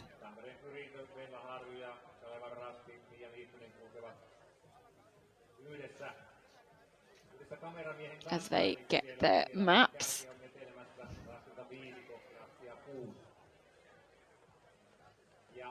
Really interesting mix of teams there. We can see how they line up. This is a team from Tampere Perintä. Again, they are leading the standings in the men's race as well as in the women's race. But they've really changed their team around so much in every single relay. And Alexis Orsa is pretty much the only consistent member of the Tampere Perintä first team. Kind of depends on, who they have available from kind of international running perspective and really actually their depth of strength is so good that, a runner can be having a minor injury, you can switch people out. They're so kind of similar in standard. You actually can do that as well. I say watch out for Helsingin Sinisiat today. Olli Ojanaho on the last leg. The new bronze medalist at those World Orienteering Championships in Switzerland, taking a silver in the relay as well. Antti Saiko leading out Tampere Perintä, at least they're leading out their first team. We have got 53 teams entered today. Very exciting. Also exciting, this team, Ikkalisten Niseva Voima. Very dynamic young team, and they've got Iti Savalainen. Again, he is sent on the last leg. He tends to be their last leg runner, and also he's done all their 3-person relays. Turin Metsenkeviat Jussi Sinner was 21st yesterday in the world ranking event. Helsingin Sinisiat Lauri Sirilainen leads out the men from Helsinki, and we heard him being interviewed there. Don't forget Olli Ojanaho for them on the last leg. Such is the depth of Tampere Perintä that their second team starts with number 5, Otto Simasas, to lead out for them. Christo Heinemann on first leg then for MS Parma.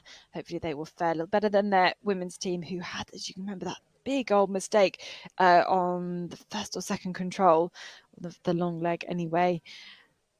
Alexi Lotanda is going to lead out Pemian Rasti, their first team. And then really actually watch out for this team. Calvin Rassi is such a strong team. Mika Kirmala to lead out for them. Part of that silver medal winning Finnish relay team at those World Championships. Kuve also an interesting team. Very international team as well.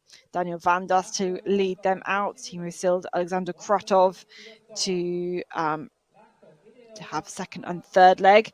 Turin Metzenkevi at 2, Eduardo Gil Marcos, the Spanish runner, is in they're going to head out first for them. We can look through some more of the other teams. Expect to see probably quite a big group towards the start.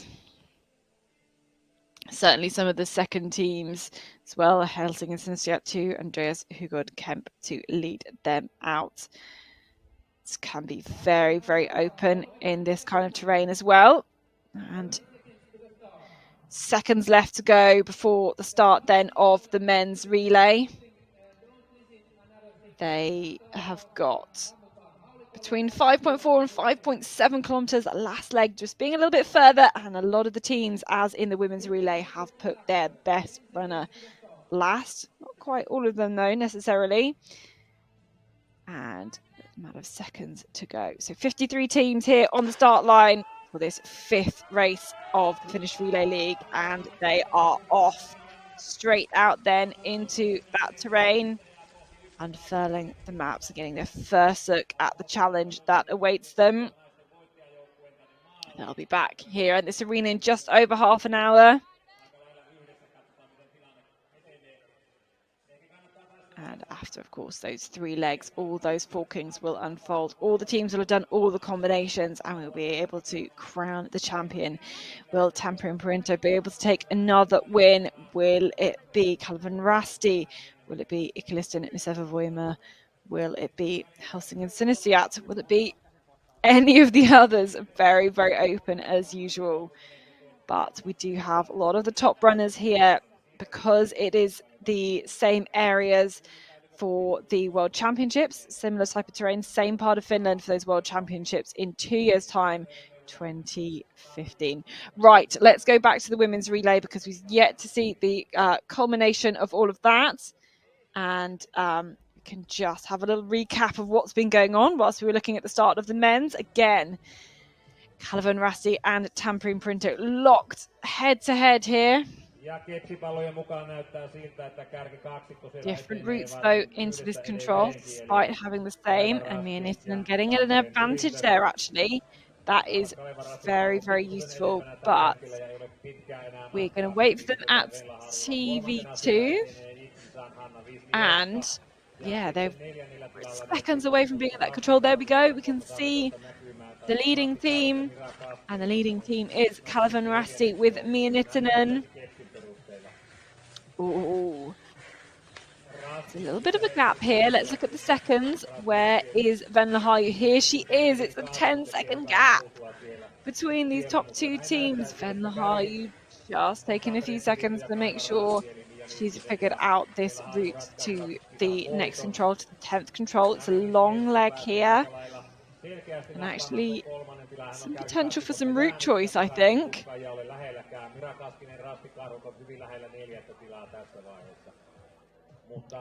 And these 2 teams with a considerable gap. Then to 3rd place, still Igtisa, who look to be unchallenged for that bronze medal position, 3rd place. But between 1st and 2nd, I think still a lot could happen here. You can see that Calvin Rasti got a little bit of a gap, I think, coming out of that 9th control. See Venla Haju just stopping to just check her route here. And then we should try and catch up then. Here is Mia Nittinen. And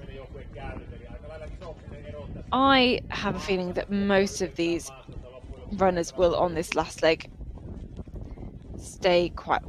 You could stay quite high, go up all the way on the top of the hill. You could go further to the right. You could actually take quite a nice re-entrant to the south of the line, go kind of under those crags into the control. But they have split. So this route choice here to this 10th control is going to be absolutely decisive for this relay. So Calvin Rasti going closer to the line, and I wonder if she'll go basically all the way quite straight, maybe up on this spur using the top of the hills. You've got quite a few features to be able to lead you down into the control itself. And then we can see that Venla Haju is really trying to avoid this climb. I wonder if she'll use the, as I said, the re-entrant, go underneath the crags and kind of approach the control, kind of going around the side of the hill, coming from the side. Certainly going to avoid quite a lot of climb doing that. A bit less, and then you can use the kind of crags on the edge of the circle, just to the south of the circle on your way in as well. Hopefully be able to see those to go into control number 10. And now we can see Mia Nittinen has reached pretty much the top of the hill, so done all that climb. Now she can pick up the speed and go downhill.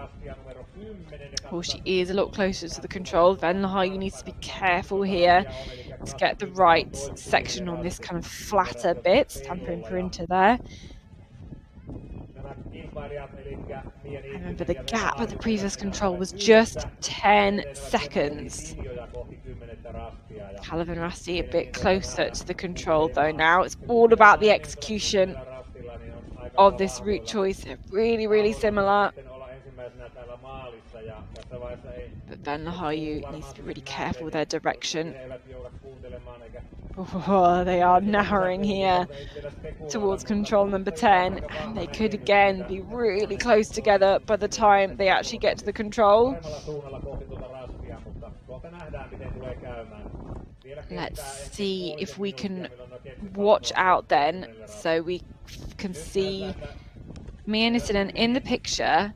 We've got to look to the left of the picture and see if we can see Venla Haju, because the two of them are really close. It still looks like to be advantage for Katherine Rasti at this point, but she's stopping. Ooh, that's not the control, and they're together. They are together now, these two. Just slightly too high. I thought actually there would be quite a lot of features to help you get into that control number 10, but it seems that Katherine Rasti just not having gone far enough, and whoa, you can see actually they pick up the speed here, and now Venla Haju just going ahead. I think the control should be just, there we go, just around this corner, and Venla Haju looks slightly the more prepared of these two to head now towards the last control. This is going to be a sprint finish here. This is so exciting. And we can see both of these runners in the picture going around this boulder. You don't want to take too much climb though. You're dropping down off this hill to get to the finish. So we wait at the finish line then. Meillä Harju oli tosiaan lähti ainakin Rastilta 10 edellä ja sitten tullaan pellolle ja sieltä tulee Venla Harju ja Tampereen. Here she is. It is Tampering Printer and Venla Haju just ahead by a matter of meters, and oh, the punch there just slowing down Mia Nittinen, and it does look like Venla Haju has got it just about in the bag for Tampering Printer. She crosses the line, punches the control, and there are seconds between Ei tullut Kaleva Rastille iso tappio. Kaleva Rasti ja Mia Nittinen toisena. Eli Tampereen and that route choice to control number 10, well, the execution, I think they probably were about the same, but Mia Nittinen just hesitate on the edge of the circle. She's in a small re-entrant, not quite got it there, and her teammates there to congratulate her. Venla Haju really did a lot of the work at the start of that leg, catching up to Mia Nittinen by the time we saw the first TV control, which was at number 3. The two of them again really close together, just one doing better than the other, slightly chopping and changing who was in the lead, especially with those 4 kings in the middle. But it was Venla Haju slightly better, and you could just see she was more prepared, I think, at that 10th control for what she was going to do to get back to the arena, and just managed to execute that incredibly well. That team of Annie Kanpa, Sailakini and Venla Haju, relief, I think, then with the printout as well. Once again, another win for Tampering Printer, and of course that leaves them in the lead on those standings as well. So first 2 teams home great run as well from Kalevan Rasti, really from the whole team, from Silja Kaupanen, Ida Happala and Mia Nittinen. Both of those first leg runners from the first two teams were just in that pack.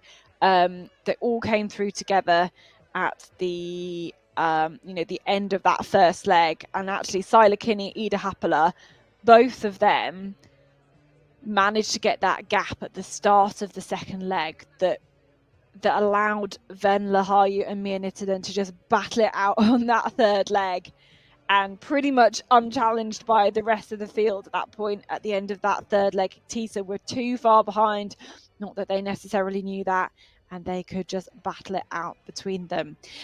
This will be, as long as the punches are all fine, this will be the third place team, Igtisa, that you can see there. Look, they have a huge gap to the rest. And this is Hanna Wisniewska, the Polish athlete, going to be into third place. She was actually 7th in the world ranking event. Great result for her in the world ranking event yesterday. Maybe not quite as good a performance here today. She lost a lot of time in the first part of the race. A lot more than I expected, but we can watch out for her now. Here she comes in the blue kit of Igtisa, I think. No, that is not her. I think we are back. Actually, that is, Mira Kaskinen from Västökaut into 4th place. That's back at control number 9. So a clear 4th place for that team. Is now in the 3rd place. This women's relay and will be in finish in a couple of minutes.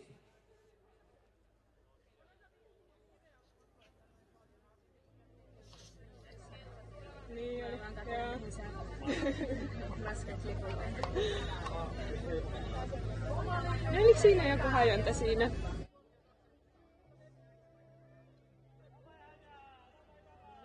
Täällä onnittelut Tampereen pyrintö, Kalevan Rasti, Viestiliigan ensimmäinen ja toinen sija. Mutta olipa todella jännittävä tämä ankkuriosuus. Mia Niittynen, mitä kaikkea siellä tapahtui? No mä näin jo ykkösrastin jälkeen Venla ja ajattelin, että tenkään mä ihan huonon reitinvalinnan, kun Venla otti jo siihen kiinni. Ja sitten vähän nähtiin toisiamme, mutta ei oikeastaan ihan peräkkäin ihan hirveästi juostu. Että aika omia reittejä sitten kuitenkin mentiin. Mä tein tässä lopussa sitten virheen vielä. Joo, siinä tuli siinä toiseksi viimeiselle rastille pieni virhe. Oliko siinä jotain hyötyä siitä, että eilen oli menty samoilla havinoilla? No ehkä tänään oli enemmän haittaa siitä, että vähän ehkä huolimattomasti tiputin sit sieltä rastille, niin olisi pitänyt olla tarkempi. No, Venla taas lähdit valtavan kovalla vauhdilla liikkeelle, ainakin sellaista mä ajattelin, että nyt ollaan täysillä iskemässä ja saman tien ero kiinni. Oliko tämä oma taktiikka? No kyllä se vähän oli. Ei siinä auta jäädä hidasteleen, kun tietää, että siellä mennään yhtä kovaa edellä. Että sitten siinä onneksi, kun sain Mian kiinni, niin pääsin hetken hengähtään, että juoksin kyllä perässä siinä ihan. Ja niin, jaksoin sitten lopussa kuitenkin. Ja tiesitkö tuossa toiseksi viimeiselle tullessa, että mikä tilanne on, että olit ehkä kadottanut näkyvyyden Miaan, mutta tiesit, että menee lähellä? No mä tiesin, että Mia lähti siitä rastilta edellä ja ajattelin just, että kun se eilen meni siitä samaa reittiä, niin varmaan tietää hyvät urat. Ja otin sitten vähän tarkoituksellakin sieltä vähän eri valinnan rinnettä pitkin enemmän ja kuulin kyllä hengitystä tai ääntä sieltä, että tiesin siinä tilanteen. Ja sitten kun lähestyttiin rastia, niin Mia teki siinä pienen virheen ja se sitten ratkaisi, että pääsin siihen. Sitten pääsitte pienen loppukirin vetämään. Tästä on nyt hyvä jatkaa. Vielä 2 viikon päästä on sitten SM-viesti edessä ja vielä Viestiliigan päätös sitten Esi-Jukolassa. Onnittelut vielä molemmille. Kiitos. Kiitos. Great to hear then from the first two teams. It really seems like that is kind of as I thought. You know, Venla Haju really put her foot down at the start to be able to catch up those 53 seconds and then make a small, tiny mistake on the camera there from Mia Nittinen that allowed to get ahead. But, right, as you can see, there is a lot of men very, very close together, big old group here.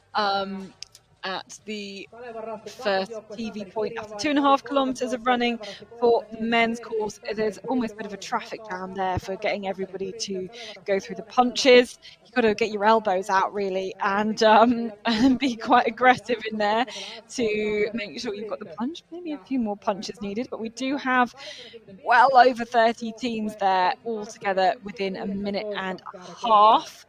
Very exciting, but you can see there Katherine Rasti off to the best start. Iktisa, congratulations on the third place. Hanna Wisniewska, how was your race? Oh, it was really tough and a long race. I missed some time on the beginning. I pushed too much in the green areas and I misunderstood some places, so I missed the first control some half a minute, maybe even a minute on the route choice or on hesitation, but then I get into my flow and the rest was okay, but rather a lone race and tough one. It was tough to push alone. Certainly, was it helpful to have been there yesterday? In some way, yes. Yeah, I even recognized some places on the end, so it helped. But in case of physical shape, it didn't help. But great performance and congratulations once more. Thank you very much, Kiitos.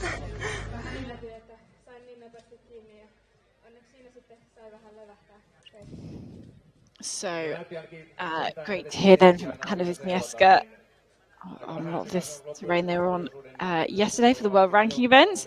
And we can see now even 45 teams through of the 64, I think, actually, that we have on this men's relay.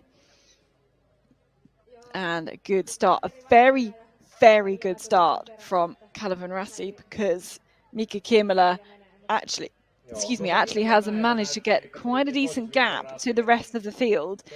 A very, very impressive feat to be able to do that at the first part of this relay. I'm hoping we can get some little GPS kind of recap going on at some point, but we're going to kind of split between the women's and the men's races because there is still lots going on there.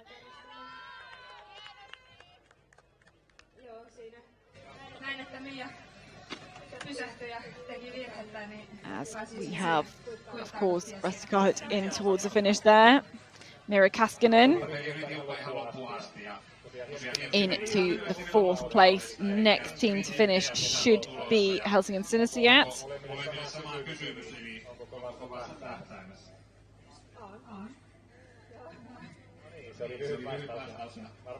I think, yeah, certainly some mistakes from a lot of the teams further back as well. Second and third leg. We wait at the finish now because the next team through should be coming very soon. We're looking for Helsingin Sinisiat, and here she is. Here's Eveli Karsaku, the Estonian runner. Quick leg speed, quick cadence around that bend. She's well clear into fifth place. Punching there, 10 minutes off the pace of the leaders. Thumbs up from her. And a really great experience for her to be running on this terrain. That will be very, very similar terrain around exactly this part around Kuopio. Is going to be used for the World Championships in 2 years' time, WOC 2025, the next forest WOC. And an athlete like Eveli Karsaku, she's definitely going to be targeting that kind of race. She had such great performances in Estonia and in those European Championships last year, and this is exactly the kind of race that she's going to be wanting to target.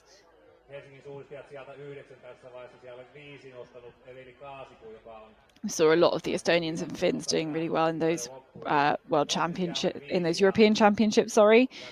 So back in Finland, Eveli Karsaku is going to want to put in a good performance as well. Let's have a replay, go back to the men's race then, because we hadn't had a chance to look then, firstly, at their kind of routes, and secondly, where Calevan Rasti has been able to take a lead, because they were not in a lead there. Actually even had the longer forking here, although actually then you see that forking plays out over 2 controls.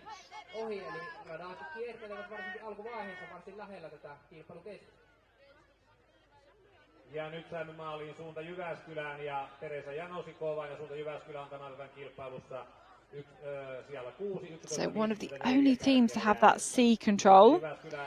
And you could see that even though he had that longer C control to start with, he was pretty much with everybody by the time they got to the D control. That's just incredible running. Really incredible start from Mika Kirmala. And look at that gap, it's huge. It's absolutely massive. After the first leg of this relay, that is what is so incredible.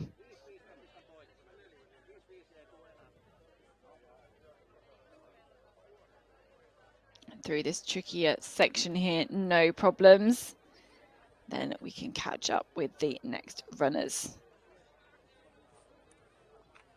So nearly 20 minutes of running. There we go. There, Mika Kirmala through this point. No problems whatsoever. Through with a gap, and then we can follow him from the 10th to the 11th control through the marsh.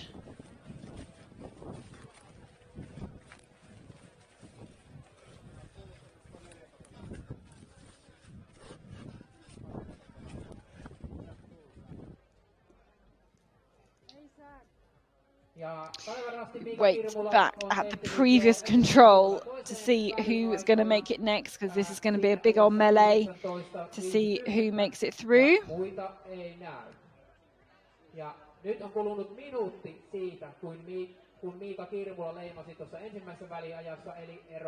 Can we see them through? Nearly a minute's gap. This is very, very special on the first leg of a relay to get a gap of that magnitude. Once they lose him, lose sight of him, can just run away. Here they come, here they come.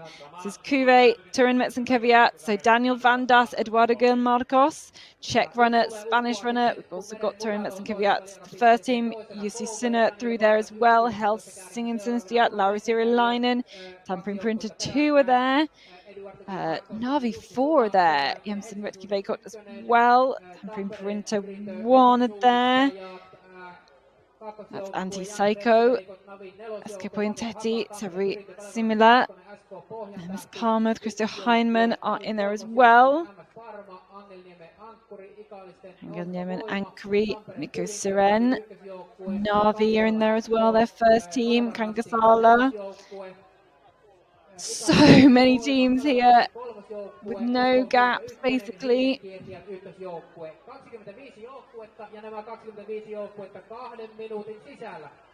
Every runner can see the one in front. From Links, Espen Sunter there as well.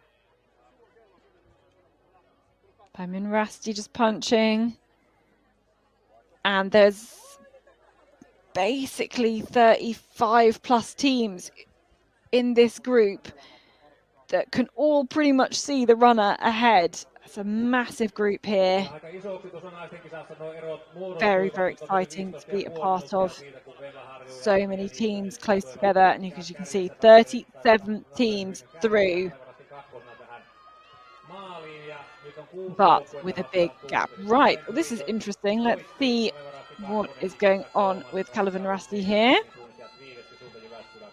The gap, as we could see, was huge. Over a minute. And no problems there for Mika Kirmala into the 11th control either. A big pack on their way. He's well clear of this control by the time they get there. It'll be so interesting to hear his thoughts afterwards, because it must be such a surprise to get a gap like that after the forkings.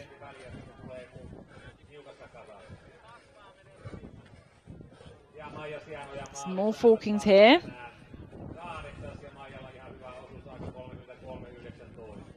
But we follow Mika Kiemela, making light work of this terrain.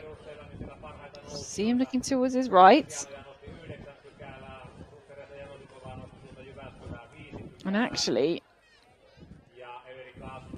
here he is, just stopping. Oh, turning back. Let's go. Okay. Oh, yes, you can see he is too far to the right for this control. Has he managed to figure out what was going on? Let's have a look. You can see he's slowed it to a walk. Has he spotted the control? So yeah, there he is. There it is. So you could see he was just too close to the edge of the where the slope starts to get steeper. It's not easy to say. Where the slope starts to get steeper, he was too far to the right. And now he's got to regain composure after that. I have no idea what that lead is like. Just trying to minimize the mistakes. It wasn't too bad for him because he would tail there 15 seconds. So, but he did have over a minute lead. It'd be interesting to see what happens to that by the time he gets to the finish.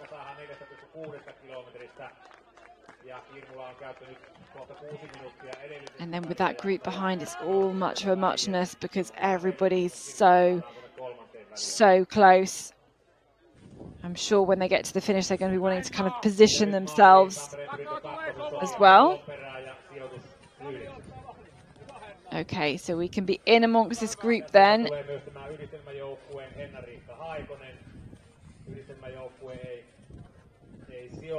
With Turan and Caveat, we're following now.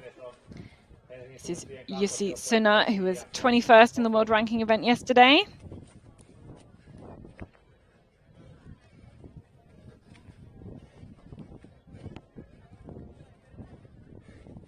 Going very directly to this forking, looking very good. It's kind of a little bit of a tricky forking here if you're in amongst the pack. Some people having kind of really different combinations of controls in here. It's almost like a false forking as well.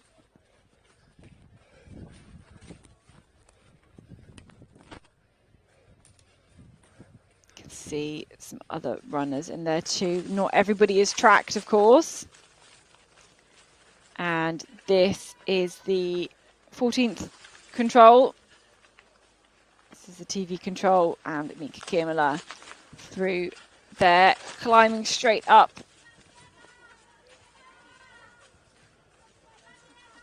Fantastic start, and the gap was over a minute, so let's wait here. I'm sure we will pick up the next few runners at that control. So weights and punches is one of the forkings here. Cuvée there, hard to see in the sunlight. Great day for racing. Temporary printer there.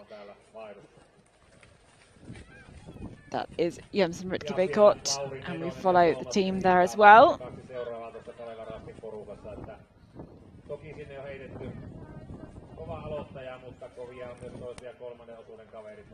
Through this section of, this is White Forest.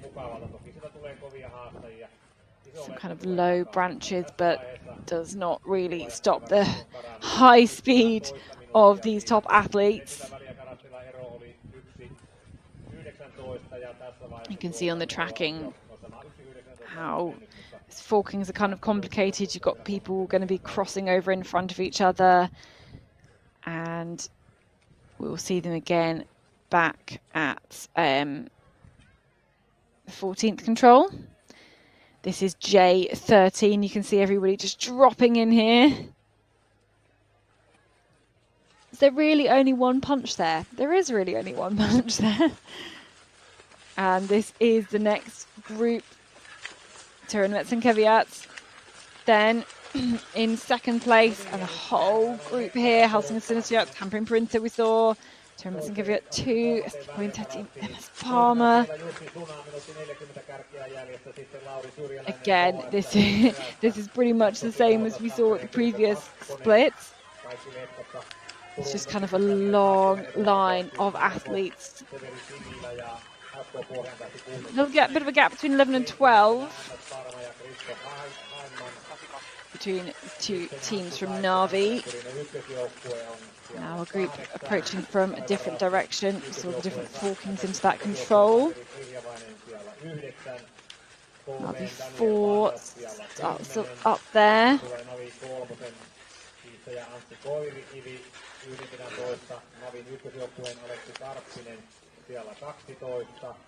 Ikaalisen Nouski on kova varmaan tänäänkin. Mikko Nouskilla on hyvin tässä kakkosletkassa, jos Kirmula vetää sitä ykkösletkaa. 23 teams through. Katherine Sinisiat, second team there into 34th place. Nuori Aani Ronkainen siellä 15, Helsingin suunnistajien kakkosen Andreas Hogar, Kemp siellä 16, Mikko Sireen, Angeniemen Ankkuri siellä 17, Jeku Janous, Pyrintö kolmonen siellä 18, sitten vielä 20 sakkiin pääsivät vielä Navi 4, Vinski Malinen ja Navi 2, Juho Korpi. Nyt tuolla rastilla on käynyt jo 29 kilpailijaa. Mutta tosiaan, nyt katsotaan tuosta 3,5 minuuttia sitten siellä kävi Kirmula ja veikkaisin, että noin 1,5 minuutin 3 minuutin kuluttua Kirmula on tässä vaihdossa ja siinä vaiheessa käy niin, että Lauri Nenonen pääsee kärjestä tuolle toiselle osuudelle. Tämä on hyvin todennäköistä, mutta so nearing the end of this first leg, and here's the leader. Here's Mika Kirmala running for Kalevan Rasti with a phenomenal first leg. And he's got a huge gap on the rest of the field. He's going to hand over to Lauri Neninen, who was 8th in the world ranking event yesterday. And now he's going to have a lot of confidence on this similar terrain. So after leg 1, Kalevan Rasti with a huge lead. And then the rest of the gap is waiting. So it wasn't completely clean for Mika Kirmala. We saw actually on the camera him make a mistake, just slightly overshot slightly to the right of the control, but damage limitation and strangely from some of the forkings. I just got distracted there by watching MS Palmer. Which way are they gone? I guess yeah, going out to the track is an option for if you've got the A control, but it seems quite extreme. You do save a lot of climb.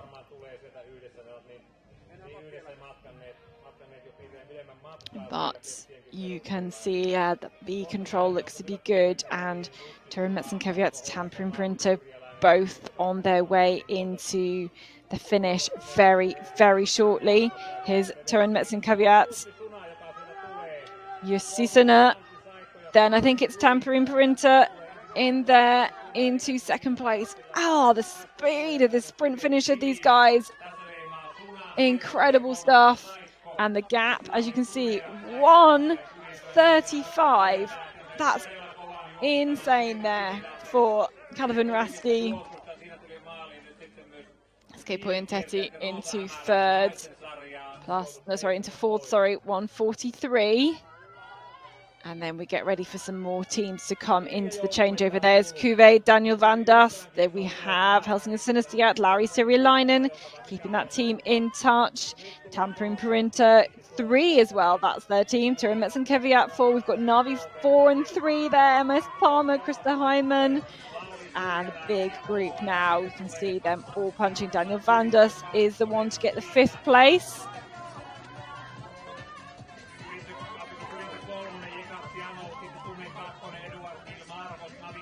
Team 6, MS Palmer. No rush for him to hand over. Not sure exactly what's going on there. And now up to 21 teams. Kangasala just bringing up the rear of that pack. A few more teams heading towards the finish though as well. But that is great. That is pretty much a pack of 20 runners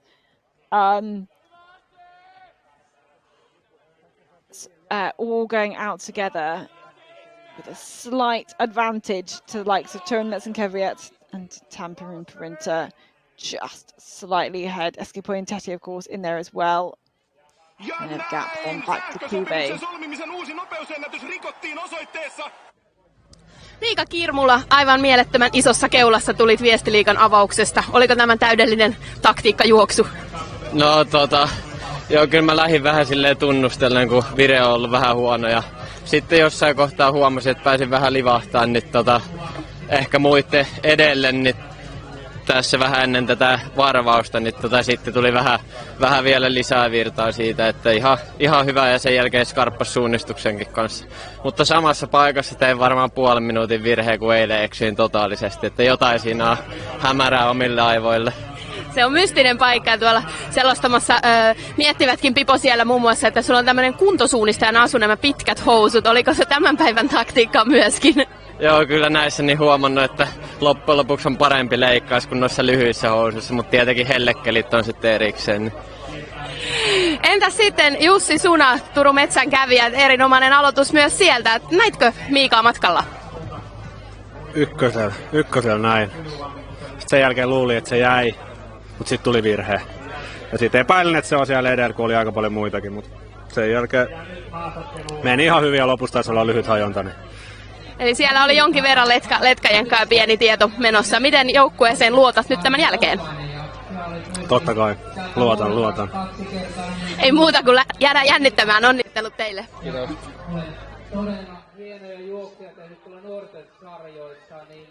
So those are the standings after the first leg, and just had to look back at where Miika Kirmula came at yesterday's World Ranking event. He was 40th, and he was 11.5 minutes down on the leader after that World Ranking event. So yeah, I think it's a bit of an understatement to say that today went better than yesterday. Something managed to click for him much better, and his speed was incredibly high. So I think probably a little bit of a confidence boost after yesterday's race, and to be in the lead by 1.5 minutes after relay where he was running for 30 minutes. There we go, 30 minutes and 40 seconds was the changeover time. That is very impressive to manage to take that much time out of the rest of the field. But 36 teams in now.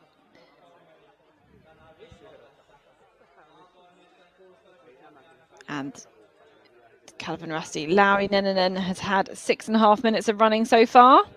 Still got some teams yet to change over. Antti Saikko, vahva alku sinun osaltasi Tampereen Pyrinön joukkueelle. Siellä oli kinkkisiä hajontoja ja letkat vähän vaihtelivat. Oliko oma suoritus ihan koko ajan hallussa? No täytyy sanoa, että ei ollut kyllä mallisuoritus tänään. Että alkupuolella tuli aika hölmö virhe ja joutui vähän niin kuin letkassa huonompaa paikkaan, mutta sai sitten vähän seivattua sitä tilannetta tuossa noin ja loppu tuli ihan kivasti. Ja ehkä täytyy myöntää, että taisi olla lopussa vähän lyhkäisempi hajonta, että sai siinä vielä hyvät tai vaihtosijat tähän hetkeen.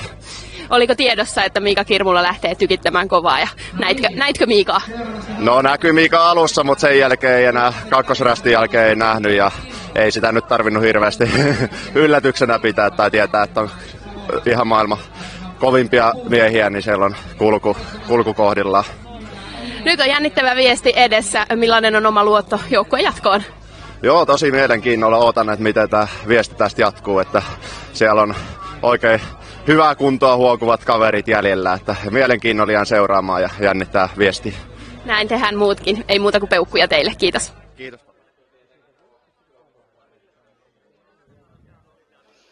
Okay, let's go back then to the tracking for the start of the second leg.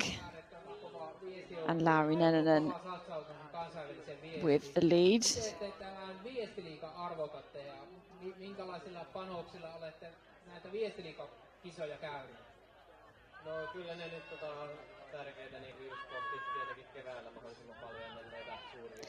Lauri Neninen, who got his first ever senior vest for the Finnish national team in the World Cup that's just been in Czechia, running a middle distance. His result was 44th.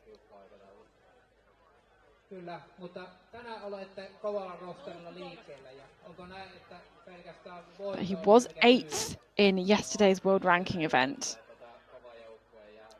Oh, that isn't going as well though. Managed to do some damage limitation there. And of course, a lot of the other top teams have C. It was the other way around after the first leg. It's going to be really interesting to see how then they catch back up, because Neninen had the short forking at 3, so he'll have the long forking at 4. By the time they get to 5, it'll have evened back out then. But great to see there's a little battle going on for second place between Tampere Printer and Toren Metsänkevät. They are 1 and 3rd in the overall standings.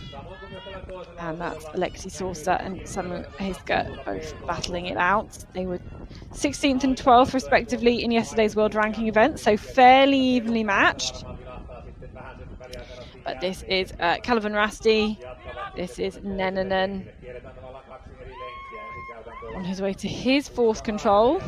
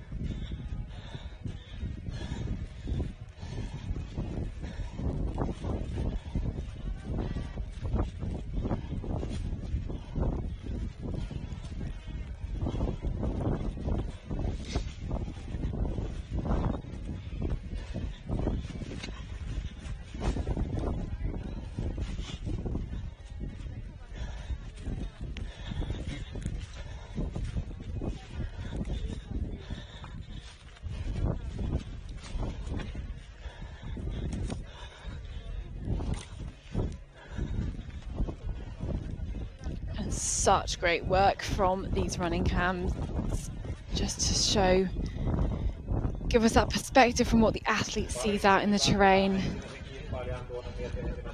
Really allows us to glimpse kind of every moment how they are attacking these climbs like this.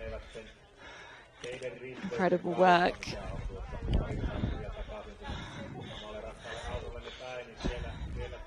And you can see behind, then you're going to maybe just catch where the chasing runners can close the gap. We saw there was a mistake from the leaders from Calvin Rasti at control 3. So maybe that lead of 1 minute 35 is not going to be quite as big. The gap, the tail is still 30 seconds though, so could still be a minute. And I think we get a TV control, maybe around number 7.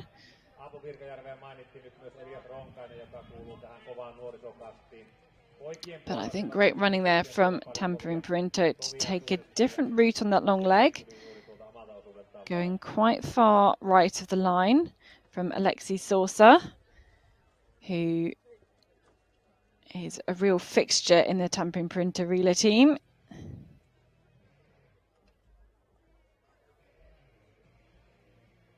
Very experienced runner. Now you can see there's a lot of those teams behind having to go all the way to that 4th D control. Here is Alexis Orsa.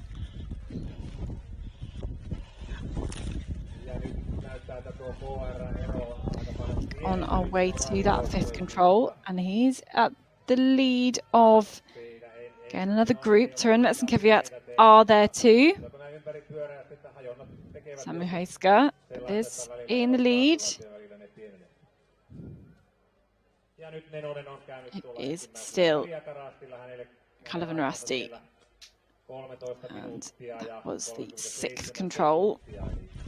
So the gap after the exchange was 1 minute 35. I think that'll have closed up now. You can see Tampere Printer ahead. Here he is, I think, coming into the 6th control already, so the gap will not be as big.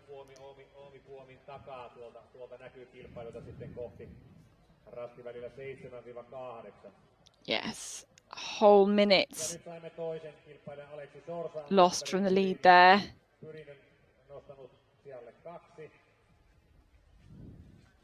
42, so the lead is about halved. Turen Metz and Kvyat there as well. Narvi, Kuve with Timo Sild, the Estonian on the 2nd leg. We've got Kalisten Niseva-Voima, Timo Oksanen, Helsingin Sinisiat, 2nd and then 1st teams.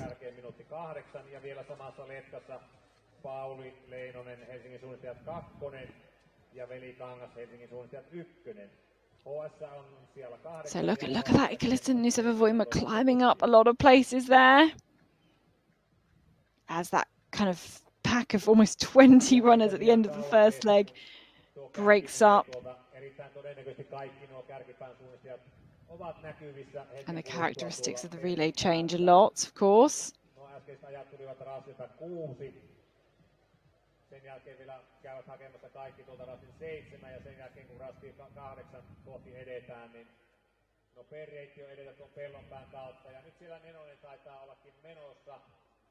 So that's a lot of the teams with Helsingin Sinisiat just there at the back, using the edge of the field to get to control number 7. And there we see the live tracking. Interesting route from Kalevan Rasti. Really likes the field. You don't have to kind of take that much, go that far away from the red line. And actually all of the others go much straighter there.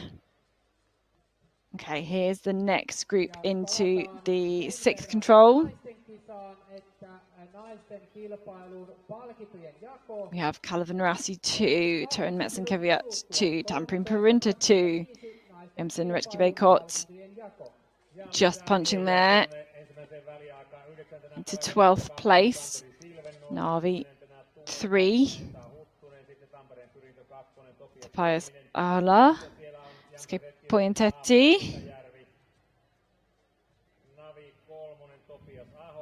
14 teams through, just over 3 minutes behind the lead of Kalevan Rasti. That lead, which was 1 minute and 35 seconds, has been cut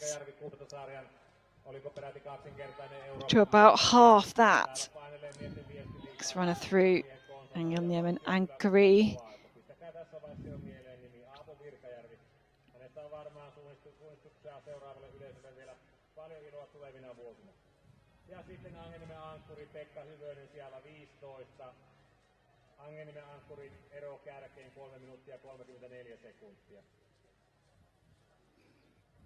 Two runners through here together. Kalisten Niseva-Voima 3 and Turen Sinisiat 2nd team. Very distinctive vertical stripes in their kit. But So they've kind of gone back past this arena now. They almost do a bit of a figure of 8 here. And you can see different routes then being taken by Calavan Rasti and Tampere Perinta. 30-second tail. The gap was 42 seconds at control number 6 between Calavan Rasti and Tampere Perinta. And like the women's relay, I get a big shout out, a big fight out between these two top clubs. Two clubs who we're so often used to seeing battle it out for the top spots in all sorts of relays. Calavan Rasti now heading towards this ride. But it was about, about the same distance really as going on the track. So I think that's not going to be a good route choice there. Yeah, you can see now. I wonder if Tampere Perinta and Aleksi Sorsa will now have the back then of Calavan Rasti and of Lauri Neninen. You would absolutely think so after that, and pretty much with that route choice, and I think also going along a route to 8, the gap is pretty much gone. That gap of a minute and a half made by Mika Kirmala is pretty much gone now. A few tricky controls here in on this slope. Quite close together. These different forkings can be very, very tricky to make sure you're not going to the same control, especially when all the forkings have been quite different on this course already so far. We already saw the pictures of those like second and third controls, was it? No, it was the third and fourth controls. Very, very big difference in the forkings, in the distance between the two controls. And then now we have some which are much, much closer. Interesting to see Navi still sitting on the ride there. That's, even if you've got the G control, that seems quite extreme. Just maybe really, really wanting to play it safe. Such a surprise. But looking at the lead, Calavan Rasti and Tampere Perinta basically back together now. I think we've got a running camera heading that way, so I'm sure we'll be able to pick them up really, really soon.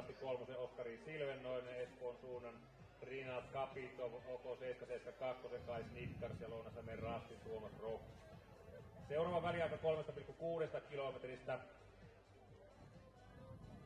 Ja siinä nyt Lauri Nenonen on käyttänyt tässä vaiheessa aikaa.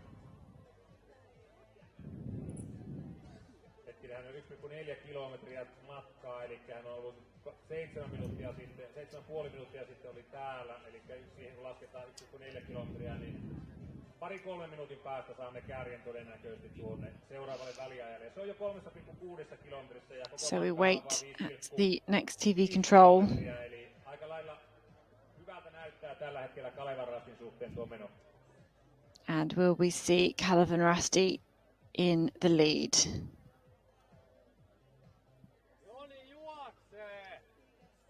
Or will that whole minute and a half lead completely have vanished? Let's see if we can see Lauri Neninen.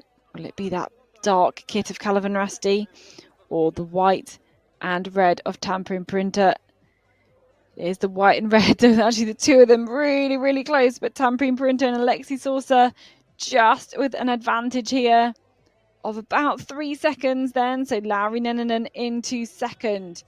Who can we see next? Because these teams are really close together. It's the yellow kit of Kuve. Timo Stild here. Next. Oh, no, that's a mistake.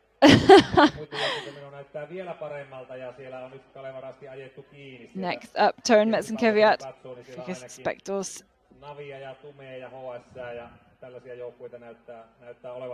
Killiston, Nisefa Voima. Number 2. Helsingin Sunasiat, second team, then first team, again like in the women's. And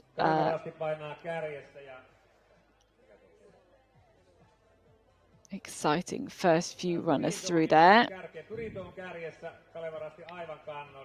So it opens things up once again for any of those top 7 teams, I think. And now we're following behind Calvin Rasti with Tampere Printo in ahead. These are the top 2 teams, and I'm sure Lauri Neninen will be incredibly frustrated, disappointed that he has been caught. But now what he needs to do is not give away any more time. He's still in that leading pack, and that's what you really need to give across to that third leg runner, which for Calvin Rasti will be Thomas Krivda, the Czech runner who's had so much success this season at World Champs and World Cup level. Looking back then. This is Navi. And big drop there, drop in places for Jonas Aula. Drop from 4th to 8th. Also got a few more teams about to make their way through.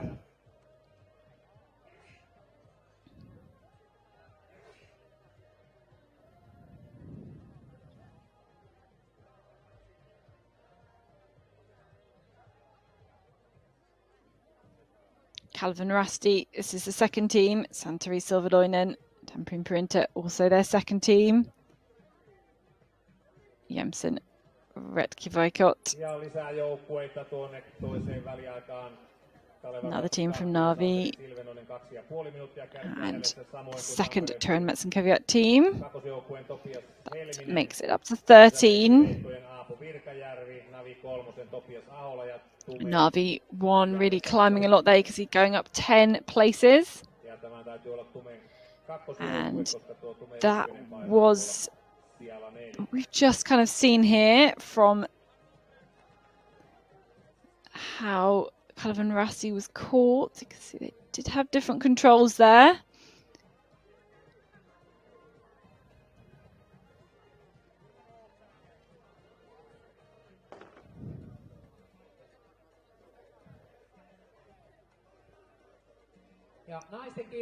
I was going to say Navi were really, that must have been the one who we saw punch first. That maybe explains why he went all the way up the track. Maybe he just completely was reading to the 10th control, just not even thinking about the 9th control. That's a 2-minute mistake there. Yeah, because Navi dropped down from 4th to 8th as a result of that mistake. Such a shame, but I can only assume that Jonas Aula must have been reading to the 10th control.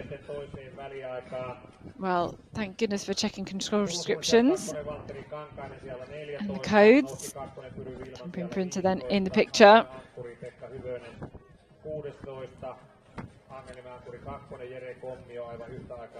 On the way to the control, 13th controls there.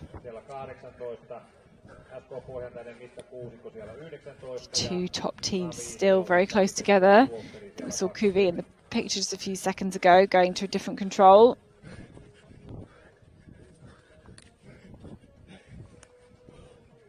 No niin, aloitetaan palkintojen jako naisten kilpailusta. Prize giving ceremony from women's race. Palkinnot jakaa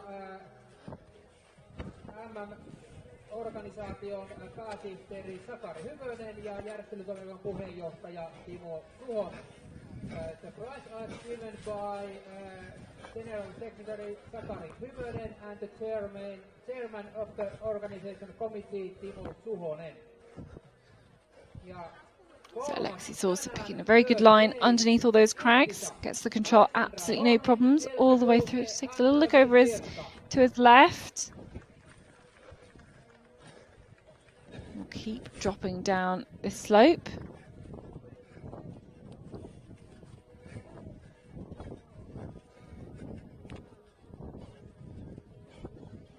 That is Calvin Rasti having got slightly ahead, maybe a little micro choices. Just lost Tampering Printer's GPS tracker, but as you see, we should be able to see Kuve maybe somewhere out there in the forest, because Kuve and who is it? Timo Sild, who was 7th in yesterday's world ranking event, making really good progress. So this is the 14th control.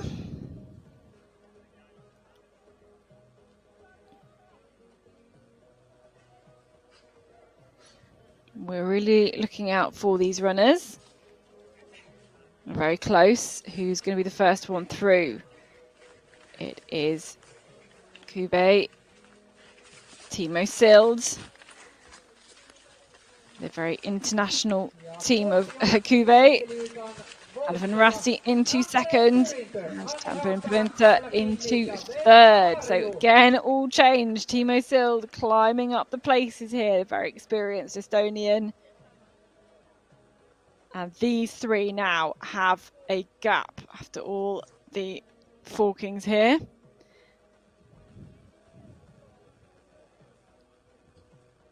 A good few seconds now to the rest.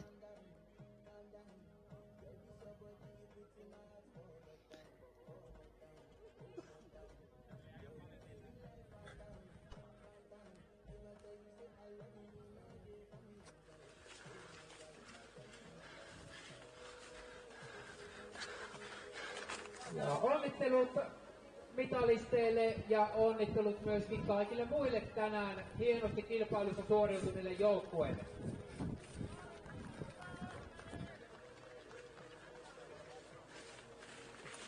So behind Helsingin Sinisiat. First and second teams through there. Here within 2 seconds, also Tournaments and Caveats. Look for the next team. So that's 4th, 5th and 6th. Here's 7th. Nicholas Denitniseva Voima, Timu Oksanen.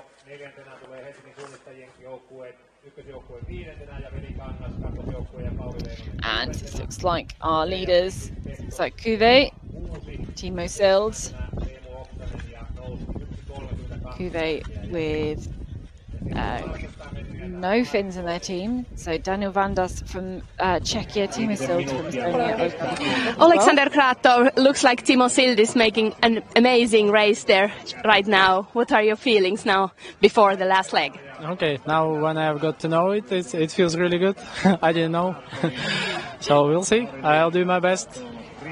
It looks like you're going probably in the lead. How will that suit you?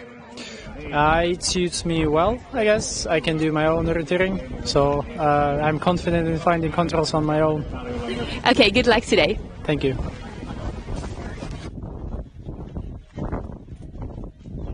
Oh, I would find it so stressful to be interviewed just before going out in the third leg in the lead, but these athletes are kind of used to dealing with the pressure, and Alexander Krotov, the Ukrainian, is incredibly experienced with this kind of thing.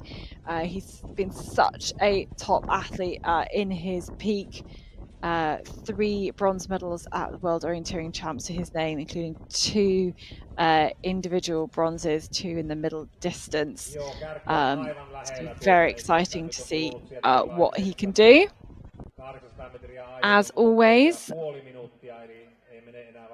and we can see the different kind of forkings there playing out. It does look like Kuve will go have actually a bit of a gap, I think, onto the rest of the teams after leg number 2. So one more leg of this relay to go. This one's a little bit longer, 5.7 kilometers, but it is Kuve into the lead. And Timo Sild having a, I don't know, just a really, really kind of safe run, no mistakes, managing to get that gap on the others, just clean and confident. And he loves this kind of terrain around here. So Kuve into the lead, climbing up places then for Timo Sild. And we have the other runners in here really shortly. We're looking for Tampering Printer. Yeah, they're going to come in just ahead of Katherine Rasti. And these three, surely, barring any big mistakes, are on for the top 3 places overall. They do have a gap to 4th. So Tampere Printo Saucer comes through 31 seconds behind, and Nenenen 35 seconds, but losing then overall 2 minutes on that leg compared to Tampere Printo. And I'm sure Nenenen will be gutted to have lost such a big lead that was made by Mika Kirmala, but still in a top 3 spots and within striking distance, I think, of the lead. Should Thomas Krivda make mistakes here, but he's had such a good international season so far. His speed has been incredible, both in those mountains in Switzerland and on the sandstones in Czechia. Next in,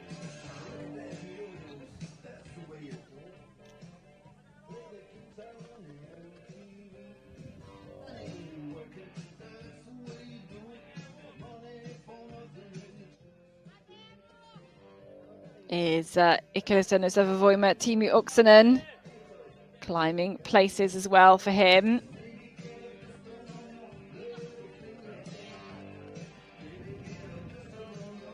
Climbing a lot of places, you can see there from on that leg in particular.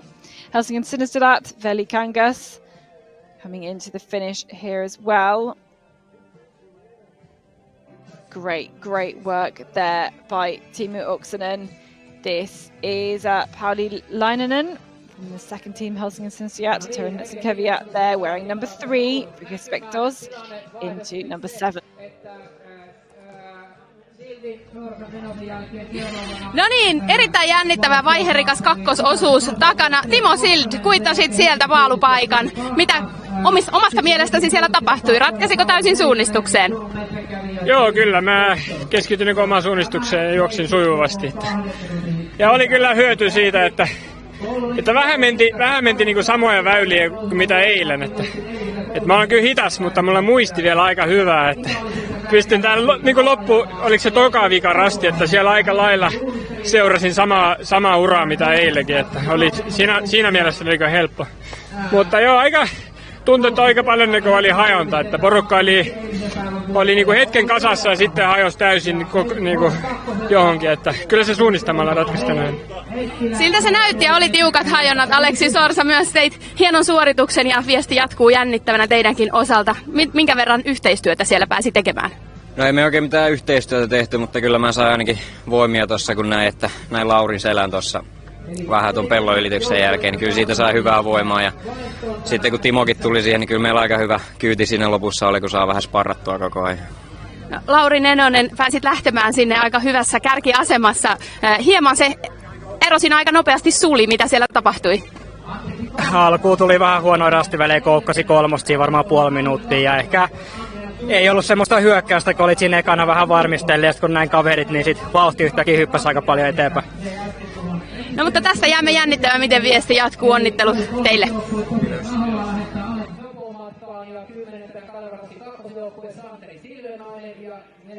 Well, very, very exciting there. A lot of battle again between Calvin Rasti, Tampere Printer, but just smooth orienteering from Timo Sild. Managed to put Kuve into the lead. It's the same area as they were using yesterday's World Ranking event. Timo Sild saying he was using some of the same routes. That allows you to kind of pick up the speed because you've been there before. It just gives you that extra amount of confidence that you're in the right place, doing the right thing. I think a lot of other people would have taken that as well. Let's go to the start then of this third leg, recap of what has been going on with the GPS tracking. And a very different kind of course here for this third leg. So not going west out of the starts, instead a very easy number 1. And then towards these 3 tricky controls here, and they keep going a little bit further east. So Kuve already punched that F control, so to Calvin Rasti. So Kuve with Alexander Kratov on the third leg. Calvin Rasti, it's Thomas Krivda. Tampere Printo is Mikko Irola. who was actually 4th in yesterday's world ranking event. So a lot of the top runners from yesterday all battling it out on this last leg. Don't forget we've got Olli Janho on the last leg for Helsingin Synnesiat for their first team. So we've got Mika Erila was 4th in the yesterday's world ranking event. Thomas Krivda was 6th and Alexander Kratov was 9th. Here's Kratov. Kuve through. So the gap was 31 seconds. And I think, yes, I think that it has been narrowed then. It has indeed been narrowed by Thomas Krivda.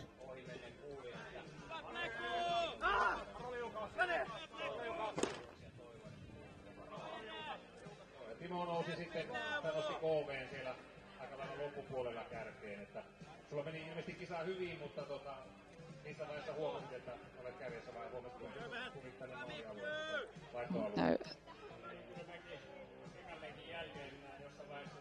Jossain vaiheessa rupesin näkemään taulun selkeä.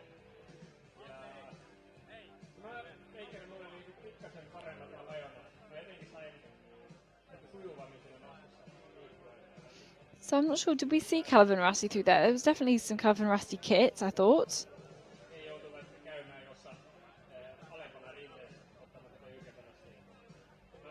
Yes, I think so. We just missed him on the graphics.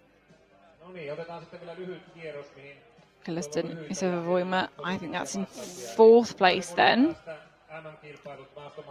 And Iitti Savolainen on the last leg for them.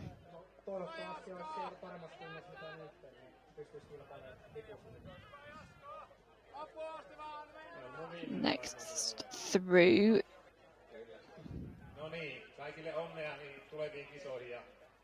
Look for.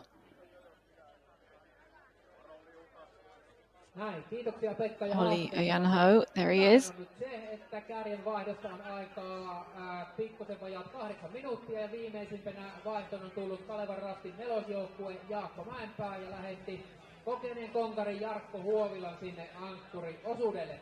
Ja ennen haastatteluita saatiin Tampereen pyrintö, siellä on 11 vaihtoon, sieltä Topias Helminen saapui silloin ja hänen jälkeen saapui Jansen Retkiveikot, nuori lupaus Aatu Virkajärvi toi viestin ja Samuli Peltola jatkamaan. Seuraavana vaihtoon Turun Suunnisat 2, Valtteri Kankainen, Ikalisen Nouselauma 3, Pyry Vilman, Angelinen Ankkuri 2, Jere Kommio, Turun Metsäkävijät 2, Esa Huttunen, Angelinen Ankkuri ykkösjoukkue Pekka Hyvönen. Ja tosiaan 18 Kalevan Rasti 4, Jaakko Mäenpää ja nyt vaihto Kalevan Rasti 3, Oskari Silvennoinen ja lähettää Aapo Tonderin matkaan perässään Paimiorasti 1, Joonas Jern tuli ja Toni Saari lähtee ja Navi 1, Joonas So 8 runners through that point and we can get more of a glimpse of the challenges for this 3rd and final leg, a little bit longer than all the others. And actually, Calvin Rasti pretty much caught up now with Kuve. And that is thanks to a great start from Thomas Krivda.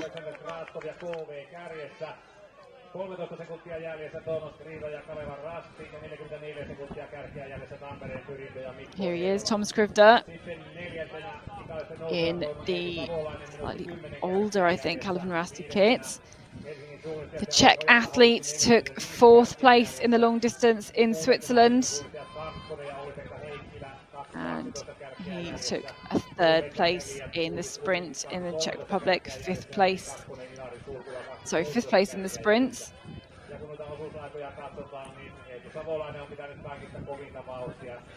Tuomas Kriiva 11 sekuntia hitaampi ja Olli Janho 26 sekuntia hitaampi. Se on aika paljon 5 minuutin matkalla, mutta hyvin on lähtenyt liikkeelle, mutta toki täytyy muistaa, että kilpailussa on hajontoja ja mitä äsken mainittiin tuossa Lauri Nenosen haastattelussa, niin it's great to see the running cameras. Just you can see how open this forest is, what the visibility is like, and then how these two men behave when one of them has been caught. I'm sure that Alexander Kratov will have known Thomas Krivda, the very fast Czech athlete, would have been hot on his heels.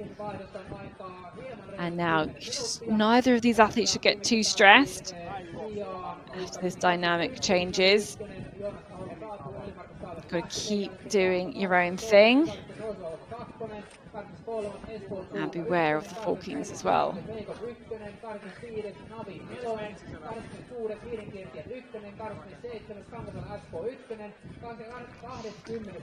Basically need to drop a few more contours here. There's the control, just hidden.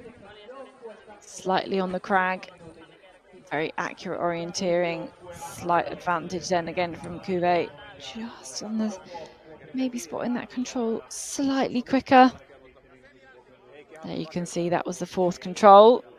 You could get the feeling of them both heading downhill all on that kind of flat spur. It was slightly less rocky. So that's our guess then, back to third, 49 seconds. Back to Tampereen Printer, Mikko Irola, Ridiculous Voima, Itu Savalainen. Third place in that world ranking event. In fact, those two guys there in third and fourth were third and fourth at the world ranking events. The man who was third was this man, Itu Savalainen. The man who was fourth is this man, Mikko Irola. And racing for third and fourth now. Just having punch control 4.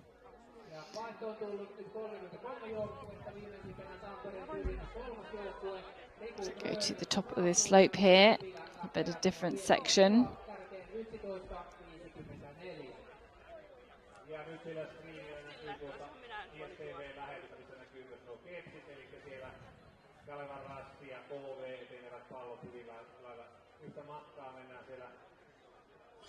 Järven lähellä olevalla rinteellä, nyt kun on kutosväliä ja Tampereen Pyrintö ja Ikalisten Nousi tulevat siellä vähän jäljessä. Eli kärkikaksikkona siellä menevät nyt sitten Alexander Graatkov ja Thomas Riita ja sitten vastaavasti Eetu Savolainen on napannut Mikko Eerovan kiinni. Siellä tulee hämäläisjoukkueet siellä 3 ja 4. Toki yksi hämäläisjoukkue menee sitä kärjestä, eli KV.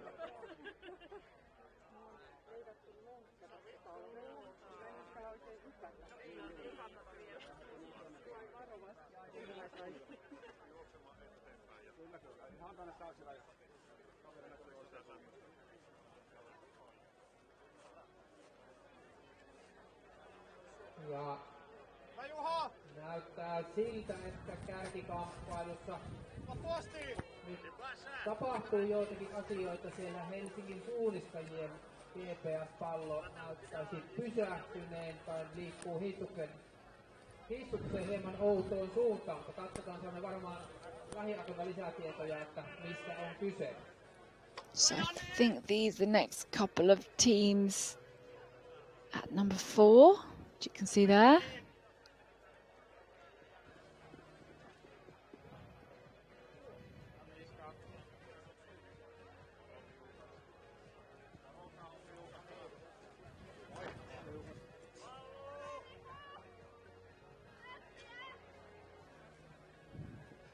And I was just thinking, we haven't got Helsingin Sinister at 1, which is Olli Ojanaho. And I'm going back to the tracking. He's like north of 2. I can't even figure out what's going on here. Let me see if I can figure out if there was a mistake or if he's ending his route. This is not good here, certainly.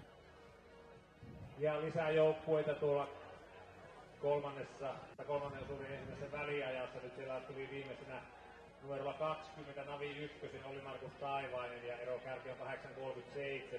I wonder if he's injured himself, because he got to 3 and then went from 3 southeast to the stream, went to the bridge over the stream, and now is going back. Goodness me. I don't even know what has gone on there, but Olli Ojanaho is heading back to the start. So Helsingin Sinister at 1 are pretty much out of it.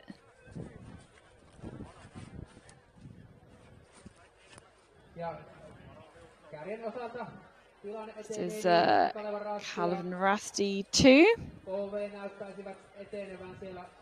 About 7th spot. Just checking the route there. Maybe checking the direction of the compass. You've really got to make quite a sharp right turn out of that control, which does mean kind of going up and over. But those are the tracking standings live with the GPS tracking. Calvin Rasti slightly ahead of Kuve there.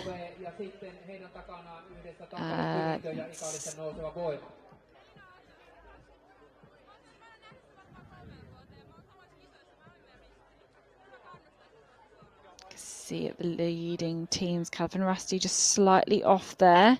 Kuve going a lot more direct to that control. Meanwhile behind, Tamprin Printo, Nicholas Denisova Voima, absolutely bang on the line. Both of them together. Great compass work there. That's what you've really got to do when it's kind of these quite flatter hills, lots of form lines as well. Compass becomes very important, especially if you've also got lots of boulders there. So it's hard to use kind of boulders as an attack point if you've got quite a lot of them.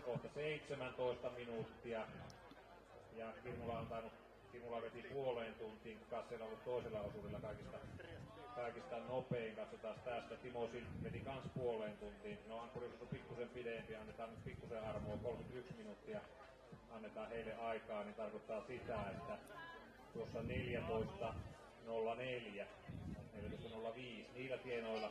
And then this is an interesting route choice to control number 8. You can stay kind of in this height, stay in the slope. Or, as I think, what Tamprin Printer and Nicholas Denisova Voima doing, they're going down to the track. And they can take...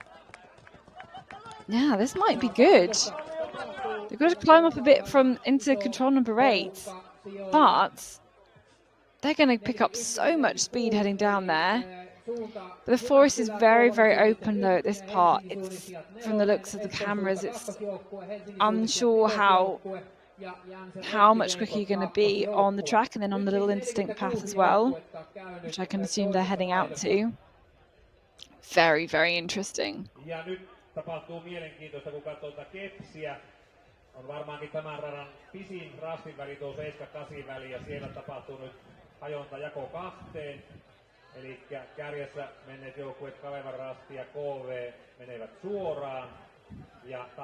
But for me, this is an opportunity for the teams in 3rd and 4th maybe to catch up. Nyt nähdään, että toki tämä kärkikaksikko lähti sen noin minuutin ennen tuota seuraavaa kaksikkoa tuolta rastilta 7, mutta nyt nähdään mitä tapahtuu. Tämä on varmasti ratkaisun väleissä tässä tulevalla loppumatkalla. Well, obviously, that is the 2 different routes you can go. I'm not sure what was trying to be explained to me on with that middle section being hashed out. I would say probably that it's a bit, obviously it's a bit greener over there. It's a bit rougher. Then the 2 leading teams are going to have to go through that a little bit more. But here's Calvin Rasti.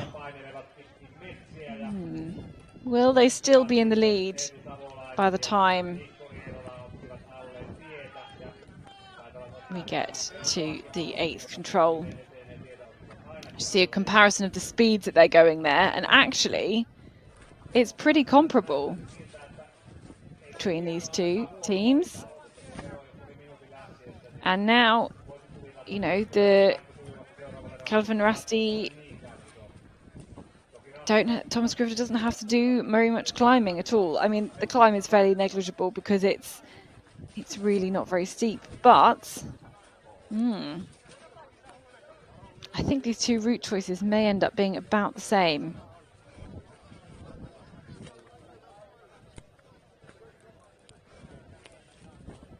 You can actually see that behind them, Helsing and Sinistya 2 and Turin Metzenkeviat also going down to the track, same way as Nicholas Denisova Voima and Tamprin Printer are doing. So maybe a little bit better direction here for Thomas Krivda from Calvin Rasti actually into the control.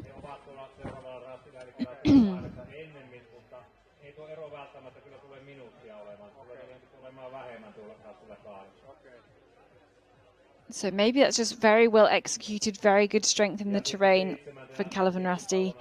And actually, maybe the gap is going to be fairly similar, but certainly Cuvée is going to have lost some ground here. Maybe not being quite as good in terrain compared to Krivda. Maybe Krivda was sensing this, wanted to keep it in the terrain. Not sure.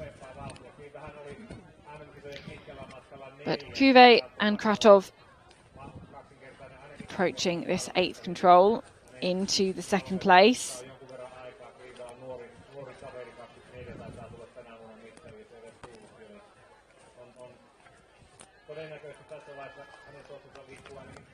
You can see he spotted the boulder, spotted the control.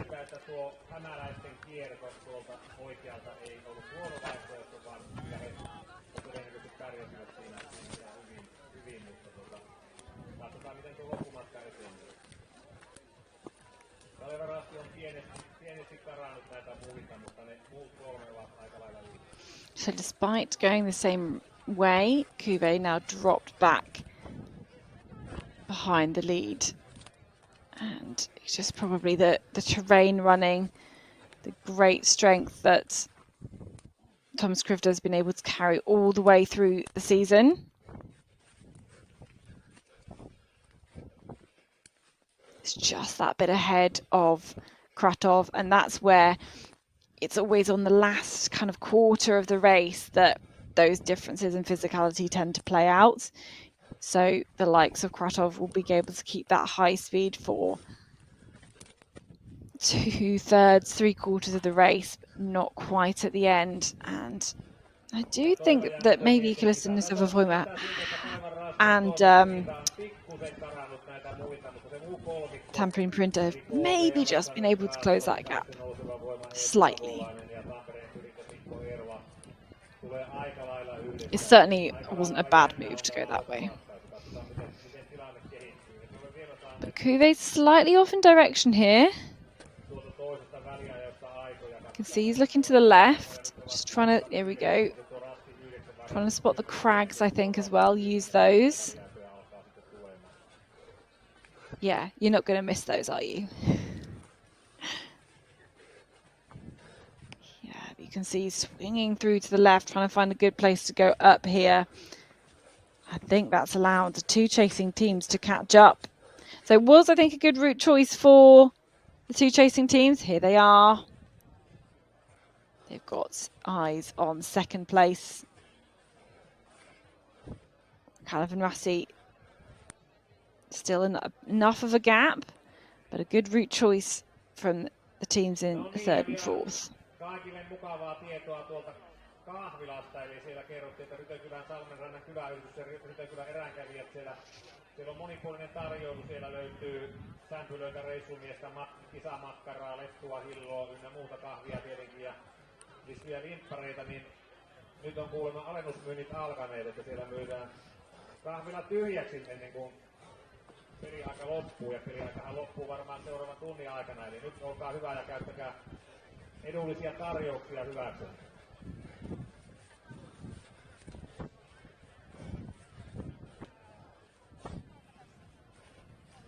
Ja kyllä nyt näyttää keskiseurannassa siltä, että Kalevan Rasti ja Thomas Krivda on ilman muuta tässä vaiheessa karannut ja on karannut varsin selvästi, että jos ei mitään isoja virheitä tulee, niin Kalevan Rasti vie todennäköisesti tämän homman. Ero on enemmän kuin puoli minuuttia, en tiedä mikä tuo kepsi häntä on, mutta on sitä niin jota puolesta minuutista minuuttia on ero ja sitten taitaa tulla koko kolmikko yhdessä.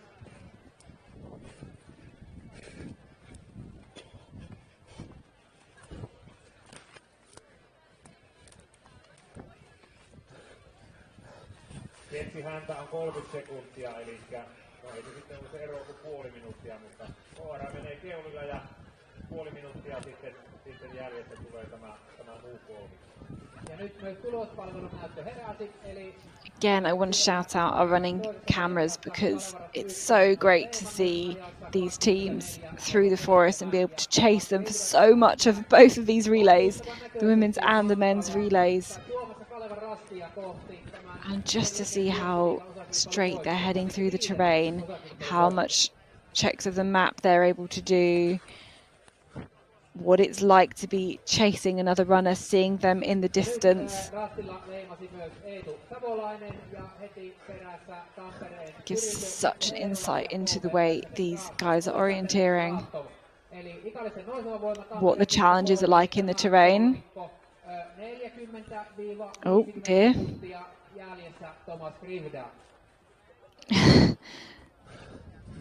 Kratov being quite client there. I think that was him, yeah, just dropping off the back, making sure that that punch goes on top of that, of the log, so more people, so it doesn't get lost basically.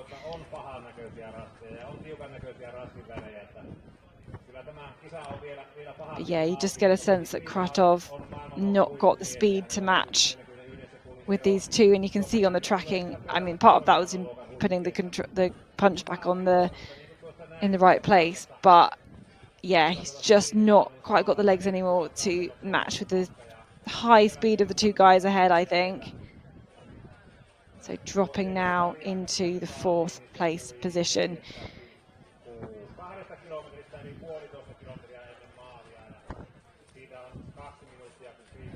I think it's probably a tail of maybe 15 or 20 seconds on the GPS tracking there. So I think probably about 15 seconds. So there is still, I still think this relay can go any way, still between any of these top 4 teams.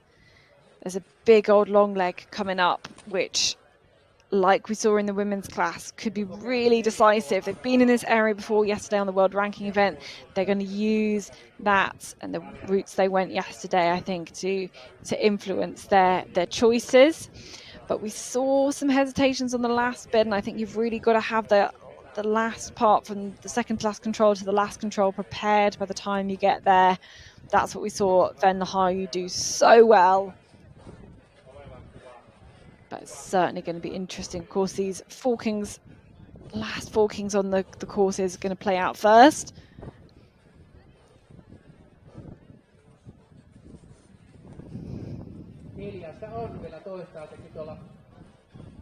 Toisessa väliaikapisteessä siellä siis kärkinelikko on käynyt ja nyt aikaa kulunut Thomas Rivnan siellä käymisestä 3 minuuttia ja 20 sekuntia ja 5. joukkuetta ei ole sinne vielä kuulunut.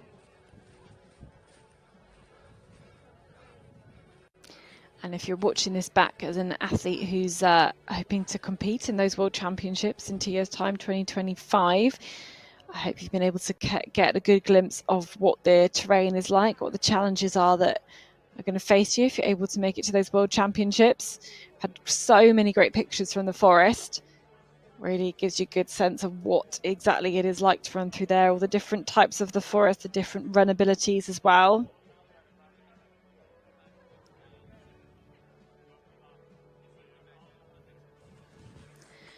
And we wait at the finish, but this is control 13 first. And Thomas Krivda, oh, he's going to drop back down, I think.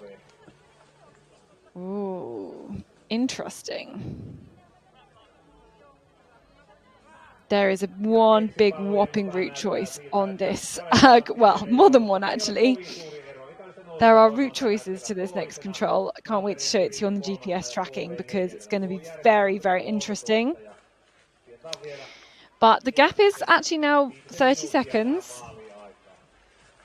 Here is Iitti Savolainen from Ikalista Nisava-Voima going up this time. Seem to have that well prepared. Oh, and Tampere Perinto, Mika Irila going maybe not quite as far down, going a bit more across. And this could be really interesting with the routes now. Very, very interesting. It's so open. I still think that potentially, well, I don't know, his chances are disappearing with every second because Kratov does not quite have the same pace as the other guys, I think. But it's still open between all of these runners. Okay, let's have a look at the tracking. We are live with the tracking, and this is this 14th control. A big route choice here. We can see Calvin Rassi dropping straight down out of there, but Tampere Printer kind of dropping down but going around the side. That is actually paid off massively for Tampere Printer, because it's properly hot on their heels now, and the only one to go straight, not out to the track there, is Ikalista Niseva-Voima, and this could be good. We'll see. Iitti Savolainen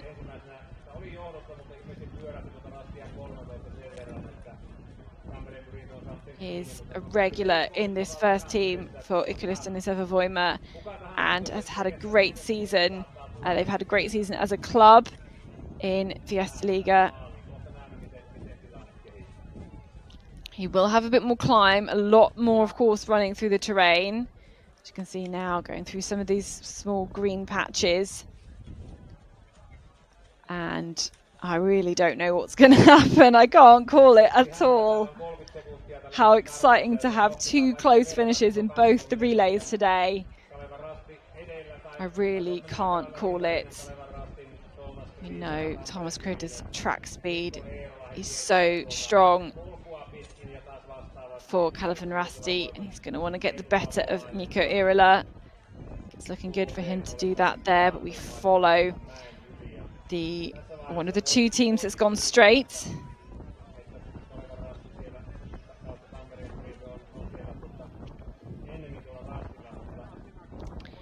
So down into this kind of quite wide re-entrant, you can see the crags on the right-hand side there. The running is good here. Look at this. It's, you know, no problems at all for Iitti Savolainen. Able to get a good speed. And actually, Calvin Rasti is going all the way to this field here.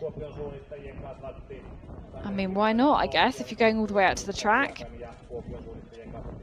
And will he jump? Will he stay in the lead? Oof. This is going to be so close. So close between these two guys as they narrow in to this 14th control. Calvin Rasti, they've got a couple more meters of climb to do. Ikalista Niseva-Voima already on the right level. And let's just see. Watch out for him to get to the control. There it is, and I think he's got there just ahead of Calvin Rasti. So great job to go straight there. Really good job to go straight. It's only a few seconds behind between the two of them. And you can see Ikalista Niseva-Voima going around to the right there. So I think there's some potential for Calvin Rasti to catch, going more straight. Let's see who's next into this control. Much better to go straight there, and it's going to pay off, I think. Oh, as long as he gets the punch, absolutely caning it down the running now. Iitti Savolainen to go straight on that control. He knew exactly where he was going at control 13, and that has done it basically for Ikalista Niseva-Voima, taking another win in this season on the Relay League. Oh, and hard luck for Calvin Rasti, 7 seconds behind, taking that other route. Here's Tampere Printer into third place, and you can see Kuve in the back there.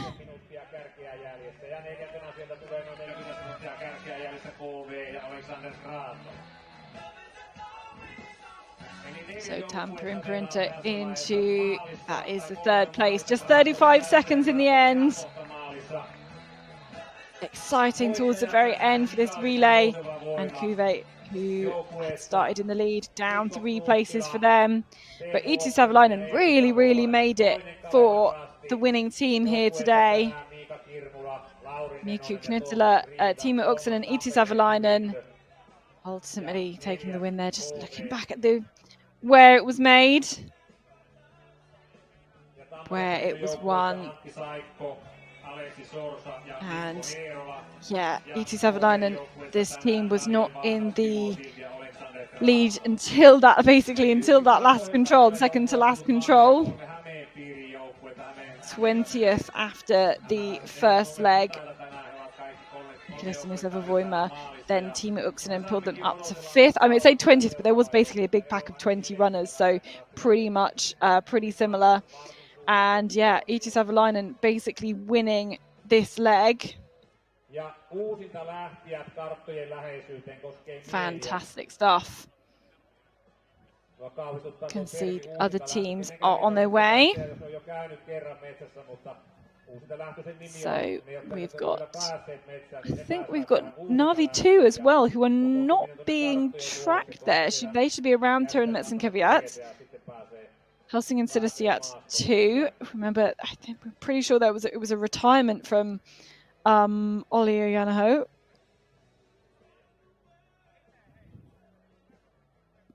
Yeah, I think his GPS tracking's been turned off.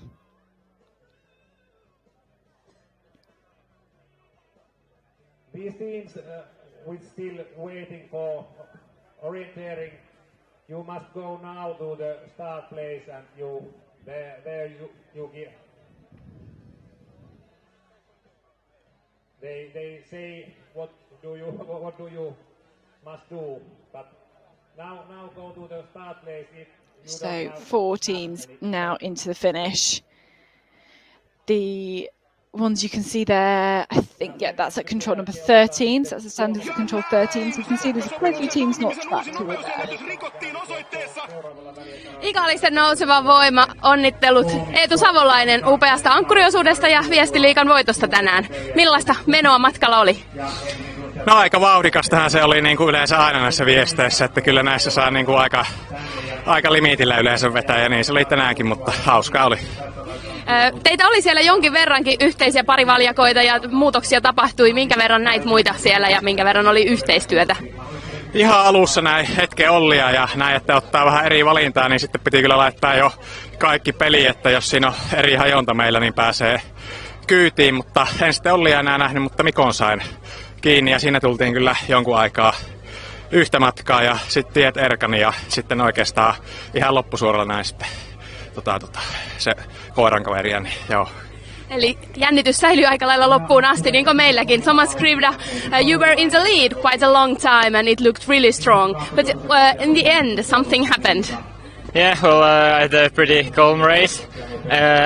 Since I dropped Alexander, I felt like I was doing pretty good job. And of course, I didn't know how much behind me is like other teams. But then the last long leg, I took probably a worse route choice. Also got stuck a little bit in the green. And then on the second last control, I just saw Mikko and Eetu, and it was quite hard to understand what happened there. But of course, like it's always tight in a Finnish relay, and I think we are still pretty happy with the second position.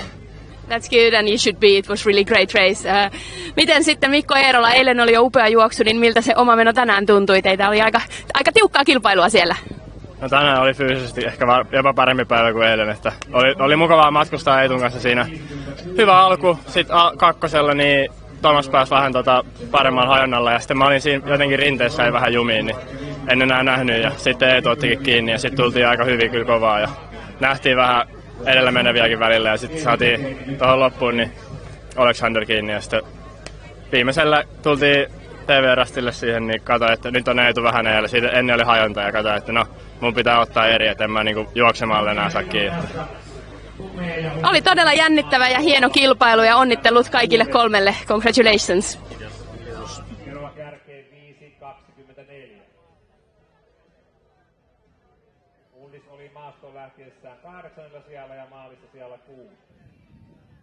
So the top few teams there waiting for the next places to come in towards the finish. We've had the top 4 teams.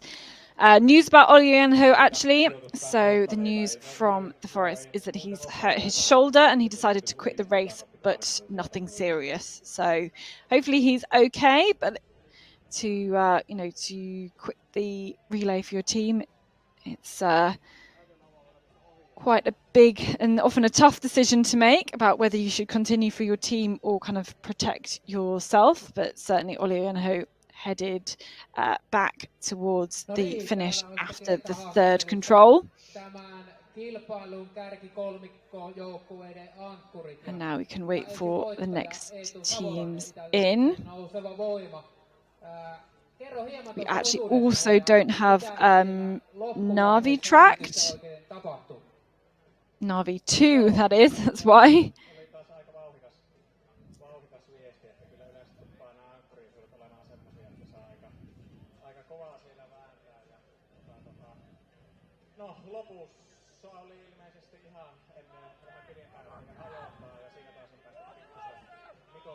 And these teams chasing in here.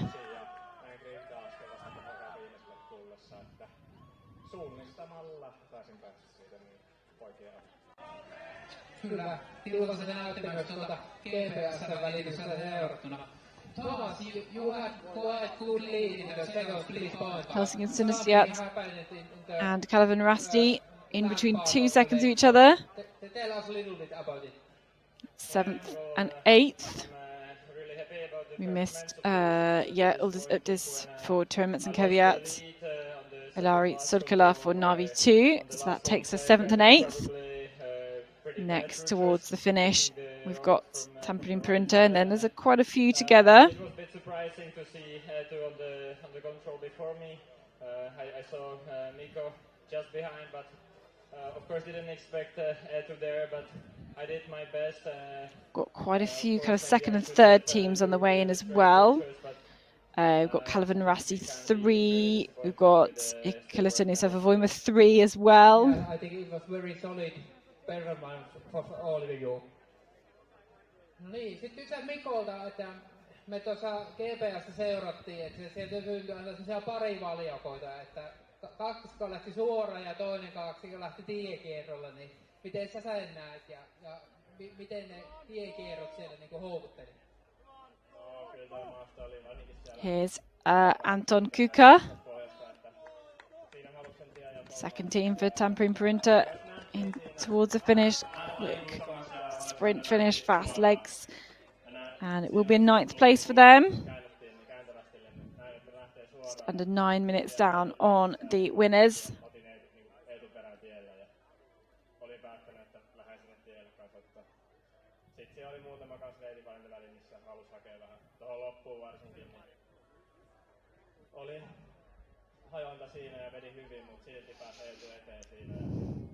Watching out, there's a couple of teams on their way, maybe looking for the light blue and white kit of Espen Center. Here they are. This is Lari Pernu.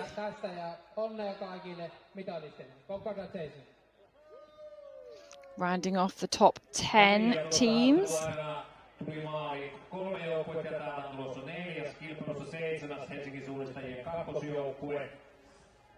Kahdeksas Kalevan Rastin kakkosjoukkue, 9. Tampereen Pyrinnön kakkosjoukkue, 10.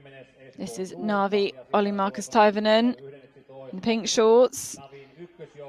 This will be 11th place. Such a pity for Navi. They were right up there in the mix.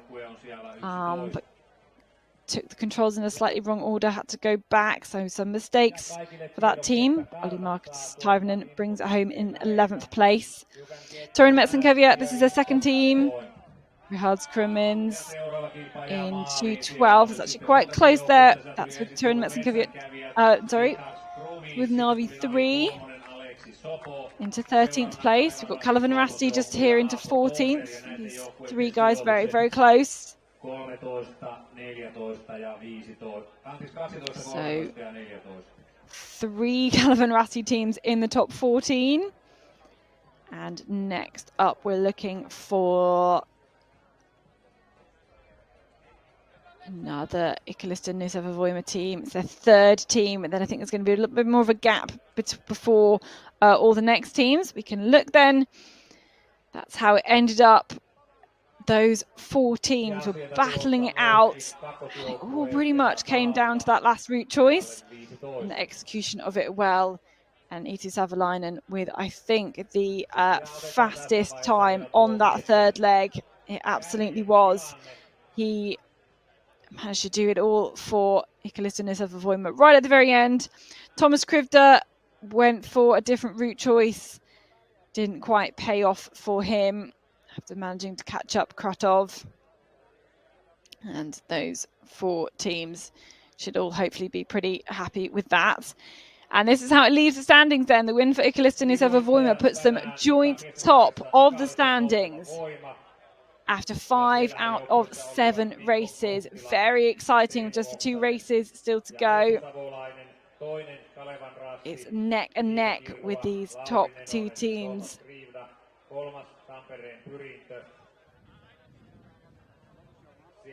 They could end up, in fact, obviously being tied at the end of the whole league. So close. And just going back then to the women's race. So close in the end between Tampere Printer and Katherine Rasti. Such a fantastic race. All the way down to the very last meters of this. But that does put Tampere Printer maintaining their lead. 425 points. Siellä oli nuoret asiassa aloitteena tosiaan Aani Ronkainen, toisella osuudella Aapo Virkajärvi ja nyt tässä maalissa Samuli Peltola. Ja seuraavana maaliin tulee Touko Seppa, nostaa Turun suunnista. And let's have a look quickly to end up how it was done. Katherine Rasti there with over a 30-second lead. Thomas Krivda mentioned different forkings there always affect things, obviously. Allowed Viestiliiga Voima to catch up, maybe a shorter forking there. And then this is where Thomas Krivda said he got stuck in the green. Did not have as good route as Tampere Printer down to that track, but it was the right route choice at the right time for Savolainen because he was able to do this. Catch up right at that last moment there and end up just, even though going around that hill, just taking the win for his team there. Well, that's pretty much it for this broadcast from the Finnish Relay League. Hope you enjoyed 2 fantastic races. There will be a little bit more of the studio production from the Finnish production still to come. But we hope you enjoyed 2 fantastic races and got a glimpse of this terrain that we'll use in 2 years' time for the Forest World Championships. We'll be back with the rest of the league very shortly, bringing you the last 2 races. We will see you then. Train brilliantly with Forerunner. See every running insight lit up on a bright AMOLED display. And get ready to be better for it. Only from Garmin.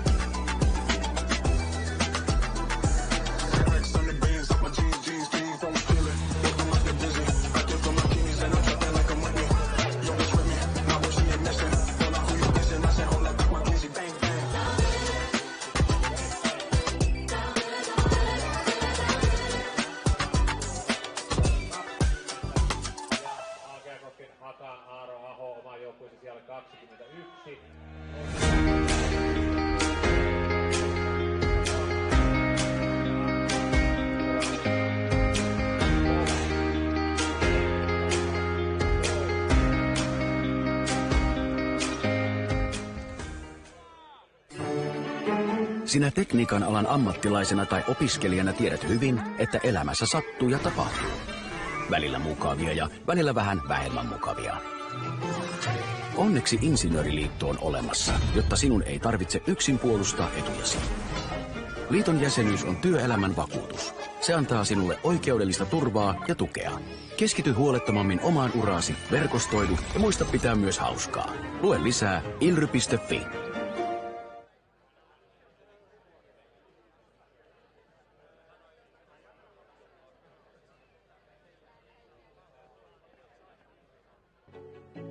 Maanmittausalan suunnistajalle hyvä vaihtoehto siksi, että tässä saa olla tosi paljon karttojen kanssa tekemisissä ja sitten pääsee maastossa kulkemaan työpäivien aikana.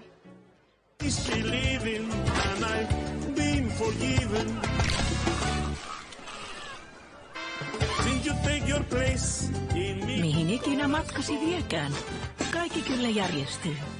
Pohjola Vakuutus. Kaikki, mitä pitää tietää metsästä. Milloin suoritetaan ensiharvennus? No ei ainakaan viimeisenä. Oikeaa tietoa tuottavasta metsän omistamisesta saat Suomen laajimmasta metsämediasta. MT Metsä.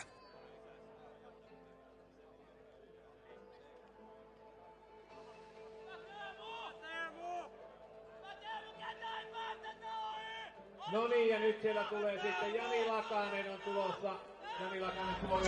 Viides ja samalla tämän vuoden kolmanneksi viimeinen Viestiliigan osakilpailu on nyt käyty. Antti Harju, oliko jotakin yllättävää ja jos oli, niin mikä oli tänään sellaista? No ei oikeastaan, että ennakkosuosikithan siellä taisteli, että molemmissa viesteissä me saatiin tänään tosi tiukat loppuratkaisut ja se oli kyllä hieno seurata tätä kilpailua, että upea kisa. Millaista ajatuksia tämä nyt sitten herättää, kun jäljellä on siellä vielä SM-viesti ja sitten vielä esijukolla, niin tuleeko tämä olemaan yhtä tiukkaa jatkossakin? No miehissä ja naisissa ainakin kokonaistilanteessa siellä on tosi tiukka kärjen tilanne ja jo 2 viikon päästä SM-viestissä, niin jatketaan tästä ja sitä odotetaan jo. No näin kyllä. Onko sulla nyt joku mielessä, sä oot monta kertaa nostanut noissa meidän keskusteluissa tai teidän selostuksissa tuolla esille nuoria suunnistajia, niin jäikö sulle nyt tästä viikonlopusta semmoisia oikein ilonpilkahduksia mieleen? No kyllä tietysti ihan ylipäätään niin kuin Mikko Eerola eilen ja hyvin tänään taistelin lopussa sitten nähtiin siellä Jämsä Retkinveikko ja Apo Virkajärvi tuolla väliosuudella JRVn tiimissä.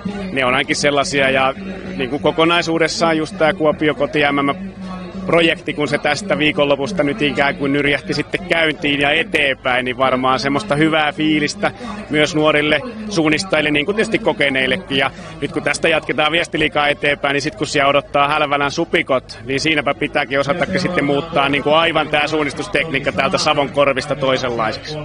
Joo, se on tähän jo verrattuna erilaista, mutta meillä on myös ennen sitä seuraavaa Viestiliigan osakilpailua edellisenä päivänä SM-sprintti. Tuoko se sitten jotain muutoksia, kun edellisenä päivänä mennään ihan erilaisella mittakaavalla? No totta kai, mutta voi olla, että jotkut urheilijat tulee keskittymään sitten taas pelkästään sprinttiin tai pelkästään viestiin, että mutta se on mielenkiintoinen viikonloppu, kun on kaksi vähän erityylistä kilpailua siinä peräkkäisinä päivinä. Kyllä, ja niitä me jäämme nyt sitten puolestamme tänne odottamaan, eli 2 viikon päästä viikonloppuna on sitten edessä siellä Lahden seudulla SM-sprintti ja SM-viestejä, jotka molemmat lähetämme ISTVn kautta, ja sitten siitä 2 viikkoa eteenpäin Viestiliigan päätös esijukolla. Oikein paljon kiitoksia kaikille mukanaolosta ja jännityksestä kanssamme. Oli hieno viikonloppu, vai mitä? Kyllä.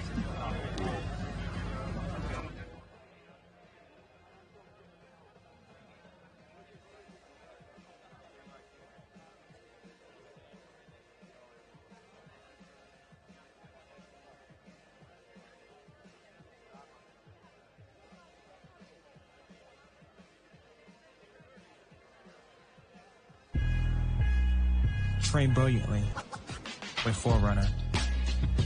See every running insight lit up on a bright AMOLED display. And get ready to be better for it. Only from Garmin.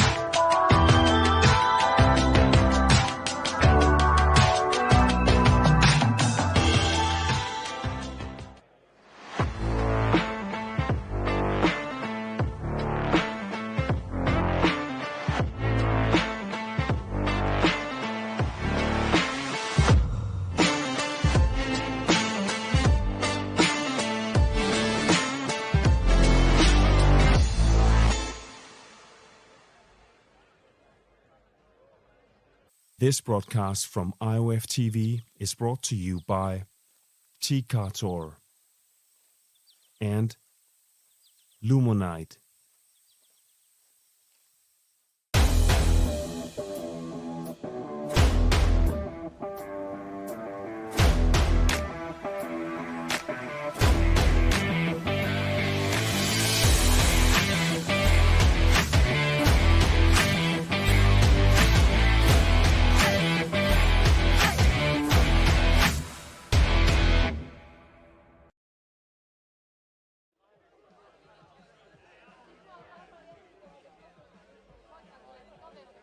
Ja maali saapuu juuri.